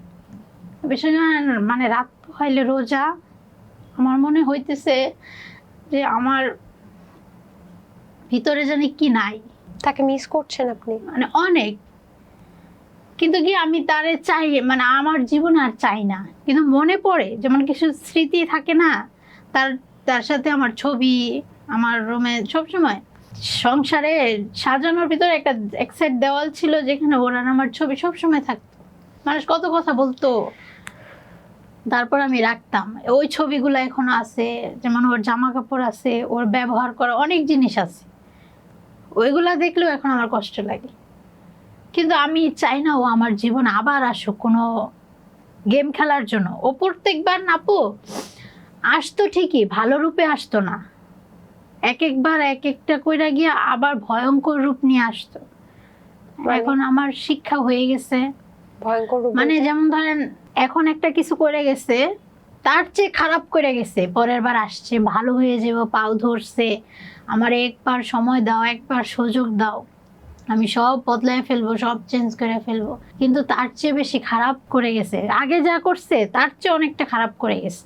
বারবার এসে মাপ চাইছে, আবার বারবার। খারাপ, আরো ভয়ঙ্কর। আপু বিশ্বাস করবেন আমার সব নষ্ট করে ফেলছে, সব। আমার বাবার বাড়ি থেকে মানে যা দেওয়া হয়েছে, স্বর্ণ বলেন, গয়না বলেন, টাকা পয়সা, টাকা পয়সাটা ইয়া বলি না, সব ও নেশা করার জন্য সব বিক্রি করছে। কিন্তু ওর ফ্যামিলির মানুষ কি জানেন, আমার সবচেয়ে বেশি আক্ষেপ, মানে আমি এই ভিডিওর মাধ্যমে এখানে আসার উদ্দেশ্য কি, সবাই আমার ভুল বুঝে, মানে সবাই দোষটা আমার উপরেই দেয়। আমি এর জন্য মানে তাদের বলতে পারি না সামনাসামনি, তাদের জানানোর জন্য আজকে এই কাহিনীগুলো বলা, যে সে আমার এত ক্ষতি করলো, এত কিছু করলো, তারপরও তার ফ্যামিলির থেকে দোষটা আমার। কি বলে, কি দোষ আপনার? দোষ আমার, আমি নাকি ঠিক করতে পারি নাই, মানে আমি ঠিক করতে পারি নাই। মানুষ অনেক সহ্য ধৈর্য করে, আমার নাকি কোনো ধৈর্য ছিল না। মানুষ এর চেয়ে খারাপ লোকের সংসার করতে পারতেছে, আমি কেন পারলাম না? সংসার কত বছরের? 12 বছর। 12 বছর তো টিকে আছেন, এখনো ডিভোর্স তো হয়নি। সে কি এরকম বারবারই হারিয়ে যায় আবার বারবার ফিরে আসে? এরকমই করে। কতদিন হলো নিখোঁজ? 4 মাস। 4 মাস ধরে নাই? এই যে বাচ্চাটা অসুস্থ, চিন্তাও নেই? মানে সে কি বিয়ে করেছে? জানি না, আর আগের যে একটা বউ ছিল? সেটা তো আমার সাথে বিয়ে হওয়ার আগেই তার সাথে যোগাযোগ নাই। বললাম না একটা অ্যাক্সিডেন্ট হয়েছিল, তার সাথে বুঝতে কোনো পারছি। সম্পর্ক ছিল না। তো কিন্তু ও যে চলে যাওয়ার ভিতরে কারণ আছে। ও ভুলা থাকে কিভাবে জানেন? মেয়ে মানুষের পাল্লায় পড়া। আবার মেয়ে মানুষ? হ্যাঁ, আচ্ছা। মেয়ে মানুষের পাল্লায় পড়ে আমার ভুলা থাকে। না হলে আচ্ছা একটা সুস্থ মানুষ, কেউ যদি, আপনি যদি আমার সাথে 1টা বছর থাকেন, আপনার কি আমার কথা মনে পড়বে না? মায়া লাগবে না? তার সাথে আমি 12 বছর আছি, তা আবার আমি তার ওয়াইফ, বন্ধুও না বান্ধবীও না, তা আমি কিন্তু তার মেয়ে মানুষের পাল্লায় পড়ছে কিভাবে বুঝলেন? দুইটা অনেকবার প্রমাণ পাইছি, ধরা খাইছে? ধরা খাইছে আমার যেমন? হাতে। কিভাবে? যেমন আমার বড় ছেলে হওয়ার পরে আমি ঝগড়া করে চলে আসছিলাম আমার মার বাসায়, ও কি করছে, ঘরে সবকিছু বিক্রি করে দিয়ে নাই একদিনের ভিতরে। তখন তো আমি কষ্ট পাইছি, আহারে আমি কি ভুল করলাম, আমি আসলাম কেন? তাহলে তো আমার সংসারটা এরকম হইতো না, আমি ওইখানেই থাকতাম। মানে আমি আমার ভুলটা বুঝতে পারছি। তারপরে রাগ হয়েছি, আমি ফোন দিই নাই, 3 মাস হয়ে গেছে, ফোন দেয় না, ফোন করেও না। পরে আমার মনে জাগলো যে আমার তো একটা ছেলে আছে, ছেলের কথা মনে করে না, ফোনও দেয় না। মানে আমি ইচ্ছাকৃত ভাবে জানেন, আমি নির্লজ্জ হইয়া বেহায় আমি ফোন দিছি, সে আমার সাথে কথা বলে না, মানে কেমন ইগনোর করে। যেমন মানুষ পরকিয়া করলে যেমন হাজবেন্ডের কাছ থেকে লুকাইতে চায় যে কিছু না থাক ওইরকম, ও আমার সাথে ওইরকম করছে। আমি তো বুঝতে পারছি কিছু একটা আছে। আমি একদিন ফেসবুকে একটা ছবি দেখা খুব কান্নাকাটি করছি, আমার মার পায়ে ধইরা, আম্মা ও মনে হয় আবার বিয়ে করে ফেলছে। করুক, করলে তো ভালোই হয়েছে, ওর নামে মামলা করে দিব। আচ্ছা মামলা করলে কি সব হয়? আমি আমার যা হারামো তা তো আমি মামলা করে পাবো না। পরে আমি তো অনেক কান্নাকাটি করছি। মানে একটা ছবি ছাড়ছিল ফেসবুকে, একটা খাট দেখা যাইতেছে নতুন, মানে নতুন সংসার এরকম কিছু একটা বুঝাইতে চাইছিল। আমি তো দেখে ভাবছি হয়তো বিয়ে করে ফেলছে। আমি কষ্ট, মানে আমি এরকম অবস্থা, আমি নির্লজ্জ হয়ে আমিই ফোন দিছি, আমাকে তুমি কই আসো এই সেই। কয় আমি আছি, অমুক জায়গায়, স্বীকার করে নাই। তাও কি আপু জানেন, ভালো কোনো মেয়ে না, হোটেলের মেয়ে আছে না, ওই মেয়েরে নিয়ে ঘর ভাড়া নিয়ে থাকে, বউ বানায়। 3-4 মাস হয়ে গেছে, অথচ নিজের ছেলে আছে। পরে টের পাইলেন কিভাবে, এটা জানলেন কি করে? জানছি, ওই বলছে। সেই বলছে? হ্যাঁ, ও বলছে আমি এরকম এরকম ফাইসা গেছি একটা সমস্যায়, আমি ওরে ছাইরে আইসা পড়বো তোমার কাছে। ওয়েট করো আমার জন্য। ওয়েট করো না, মানে একটু সময় দাও, বা আমি আসমো, তুমি আসো। তখন আমি চাকরি নিচ্ছি, রাগ কইরা 4 মাস চাকরি করছি। দেখেন আমার আম্মা আমারে দিব না, আমি জোর কইরা বেতন পাইছি, পাইয়া রাত্রে 12,000 টাকা নিয়ে আমি পলায় ওর কাছে চলে গেছি। অথচ ওর কাছে 4 আনা পয়সাও ছিল না। ওই রাত্রে গিয়া ভাঙা সংসার, নতুন করে একটা রুম নিছি, ছেলেটা ছোট। মানে ওকে কি ওই মেয়ের থেকে ধরে নিয়ে আসছেন? হ্যাঁ। আপনি যে ওই মেয়েকে পাইছেন? না না না, ও আসছে। যেমন ধরেন আপনি কলা বাগান, আমি কলা বাগান আছি, এখন আপনি আমার এই জায়গায় আসতে বলছেন, আমি আসলাম। বুঝছি। এখন ওইখান থেকে তো কেউ আপনাকে আর খুঁজে পাবে না, এখানে আসলে কি খোঁজা যায়? কাউরে কেউ তো খুঁজে পাবে না। ওর সাথে আমার ফোনে কন্ট্যাক্ট হয়েছে, ওর বন্ধুরে দিয়েও আমার ফোন দেওয়া হয়েছে, আবার ওর বন্ধুরাও আমারে বলছে। কি বলছে? মানে মেলার পরে, যেমন ধরেন ওর সাথে যখন আবার আমার সম্পর্কটা শুরু হয়েছে, তখন আবার আমার বাসায় এসে বলছে যে এরকম এরকম, ওরে তো ওই মেয়ের সাথে ভালোই সংসার পাচ্ছিল, ঘরে জিনিসপত্র কিনা, কি সুন্দর সংসার। তা আমি কি তাহলে কি বিয়ে করে নাই ওই মেয়েরে? কয় না, বিয়ে করে নাই। ওরেও আমি জিজ্ঞাসি, আমি কি তুমি তো বিয়ে করো নাই? কয় কি না, বিয়ে করি নাই, কিন্তু বিয়ে করার কথা ছিল। মানে মেয়ের বিয়ে করব করব কইয়া আশ্বাস দিছে। মেয়ে ভালো সবাই- ছিল না। আচ্ছা, মেয়ে আবার ওরে বসায় বসায় খাওয়াইতো। আপনার হাজবেন্ডও তো ভালো ছিল না আপা? না, তাহলে? ওই মেয়ে আবার ওর বসায় বসায় খাওয়াইতো, আবার দুইজনই নেশা করতো। আচ্ছা। এগুলো আমারে বলছে। আমারে কেমনে বলে জানেন? আমার এইভাবে বলে, তুমি তো, মেয়েটার নাম ছিল আখি, মেয়ে আমারে ফোন দিয়ে ঠেট দেয়, আমারে ফোনে গালাগালি করে। কি বল? তার কত পাওয়ার। আমারে বলে কি আমার, মানে আমার হাজবেন্ডের নাম ধরে বলছে, ও কই, ও গেছে কেন, ওরে নিয়ে গেছে, আমি দেখালো, এই করবো সেই করবো, মানে আমারে গালাগালি করছে ফোন দিয়ে। আমি কি, আমার জামাইয়ের সাথে তুমি জানো ওর বউ আছে, ওর বাচ্চা আছে, তা আমার হাজবেন্ড রে তুমি নিয়ে গেছো, এটা আবার কেমন ধরা? তুমি আমারই ফোন দিয়ে গালাগালি করো। ওই মেয়ের সাথে আবার আমার কথা হয়েছে, মেয়ে আমারে গালাগালি করছে। আবার আমার হাজবেন্ড আমার কাছে আইসে ওই মেয়ের নামে প্রশংসা করে, কি বলে বলো? কি জানেন, কয় তুমি তো ওর মতো হইতে পারবা না, ও আমারে বসায় খাওয়াইছে। ওই যে মেয়ে হোটেলে ব্যবসা করতো দিনে বা রাতে, যাই হোক, দিনে বাসায় থাকতো, রাতে হোটেলে ব্যবসা করতো, ওরে খাওয়াইতো, আবার দুইজনে মিলে ইয়াবা খাইতো। আমারও এগুলো কইতো তুমি তো ওর মতো হইতে পারবা না। আমরা দুইজনেও নেশা করছি। নেশা কি স্মার্টনেস? জানে ও জানে। এইগুলা করার পর আপু, শুধু আমার বড় ছেলেটার কারণে না, আমি সব মাইনে নিচ্ছি। আমারে সবাই বলছে তুমি তো ওরে লাই দিছো, তুমি যদি মাফ না করতে, ওইগুলো করার সুযোগ পাইতো না। আচ্ছা, একদম শেষ মুহূর্তে আমরা আছি আপু। এখন কি আপনার মনে হয় 4 মাস যে নিখোঁজ, সে আবার ফিরে আসবে? জানি না, কোথায় গেছে জানেন? যোগাযোগ, ফোন নাম্বার কিছু নাই? ফোন নাম্বার আছে কিন্তু ফোন দেই না। হাল ছেড়ে দিচ্ছেন নাকি একরকম দিলে হয়। ধরে না? না, মানে রুচিতে আসে না। যে মানুষ, ছেলের এই অবস্থা, মানে আমার ছেলেটার অবস্থা যাই না, অবস্থান যায় না। সে জানতো আপু, আমার সবচেয়ে বড় আফসোসের জায়গা, সে জানতো যে আমি ছাড়া আমার বউ, আমি যেমনই হই, হাজবেন্ড যেমনই হোক, সে ছাড়া যে আমার কেউ নাই। মানে আমার বাম্মা তো সেপারেশন, জানেন, সে ছাড়া আমার 2টা বাচ্চার যে কেউ নাই, বা আমার কেউ নাই। এই দেখেন এরকম অবস্থা, তার ফ্যামিলির একটা মানুষ এই 4 মাসে একটা দিন ফোন দিয়া বা নিজের চোখের সামনে চেষ্টা করে নাই। আপনি এখন কোথায় থাকেন? আমি এখন মানে ভাড়া থাকি কলাবাগান। আলাদা? হ্যাঁ। এর মধ্যে আপনার বাবা, যিনি আপন বাবা, তিনি আপনার খোঁজ নেননি কখনো? হ্যাঁ, নেয়। খোঁজ নেয়, টাকা দিয়ে তো হেল্প করেন না। আর আপনার মায়ের সাথে যোগাযোগ আছে, তাই তো? হ্যাঁ। আচ্ছা, তো সেক্ষেত্রে এখন আপনি কি পরিকল্পনা করছেন, কি করবেন আসলে? ও আমার এখন মানে বর্তমানেই চলতেছে না, মানে আমি কোনো পরিকল্পনায় নাই এখন। মানে আমি এখন চাচ্ছি আমার ছেলেরে নিয়ে যেন আমি, আমার 2টা ছেলে নিয়ে যেন আমি মানে ভালো কিছু, আমি আল্লাহর উপরে ভরসা করি, মানে সে যে ডিসিশন দিব সেটাই। কিন্তু সে যদি আবার ফিরে আসে, আবার নেবেন?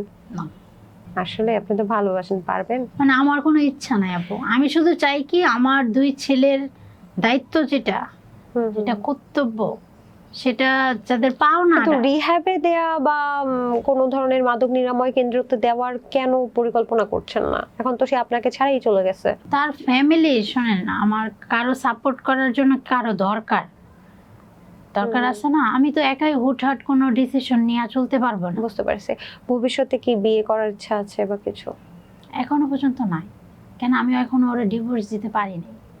আর ডিভোর্স না দেওয়ার কারণ হচ্ছে আমার ছেলে দুইটা, তার উদ্দেশ্যে সে হয়তো বা দেখবে আজকের প্রোগ্রামটি। একটু বলে রাখি দর্শক, এটা একপাক্ষিক প্রোগ্রাম, মানে আমরা একজন পক্ষকে পেয়েছি, আমরা দ্বিতীয় পক্ষকে পাইনি। তাই উনি যা বলেছে সেটাই যে চিরন্তন সত্য সেটা আমরা ধরে নেব না।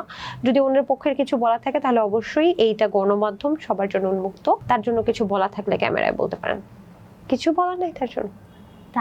তার সাথে আপু, তার সাথে আমার কথা বলার কোনো ভাষা নাই। আপনি জীবনটা এভাবে নষ্ট করছে সেজন্য কিছু বলা না নাই? না, আমার কোনো আফসোসই নেই। আমার সবচেয়ে বড় কষ্ট, সে মিথ্যা কথা তো বলেই, কিন্তু তার এটা বোঝা দরকার ছিল যে আমার দুইটা বাচ্চার অন্তত আমি ছাড়া কেউ নাই।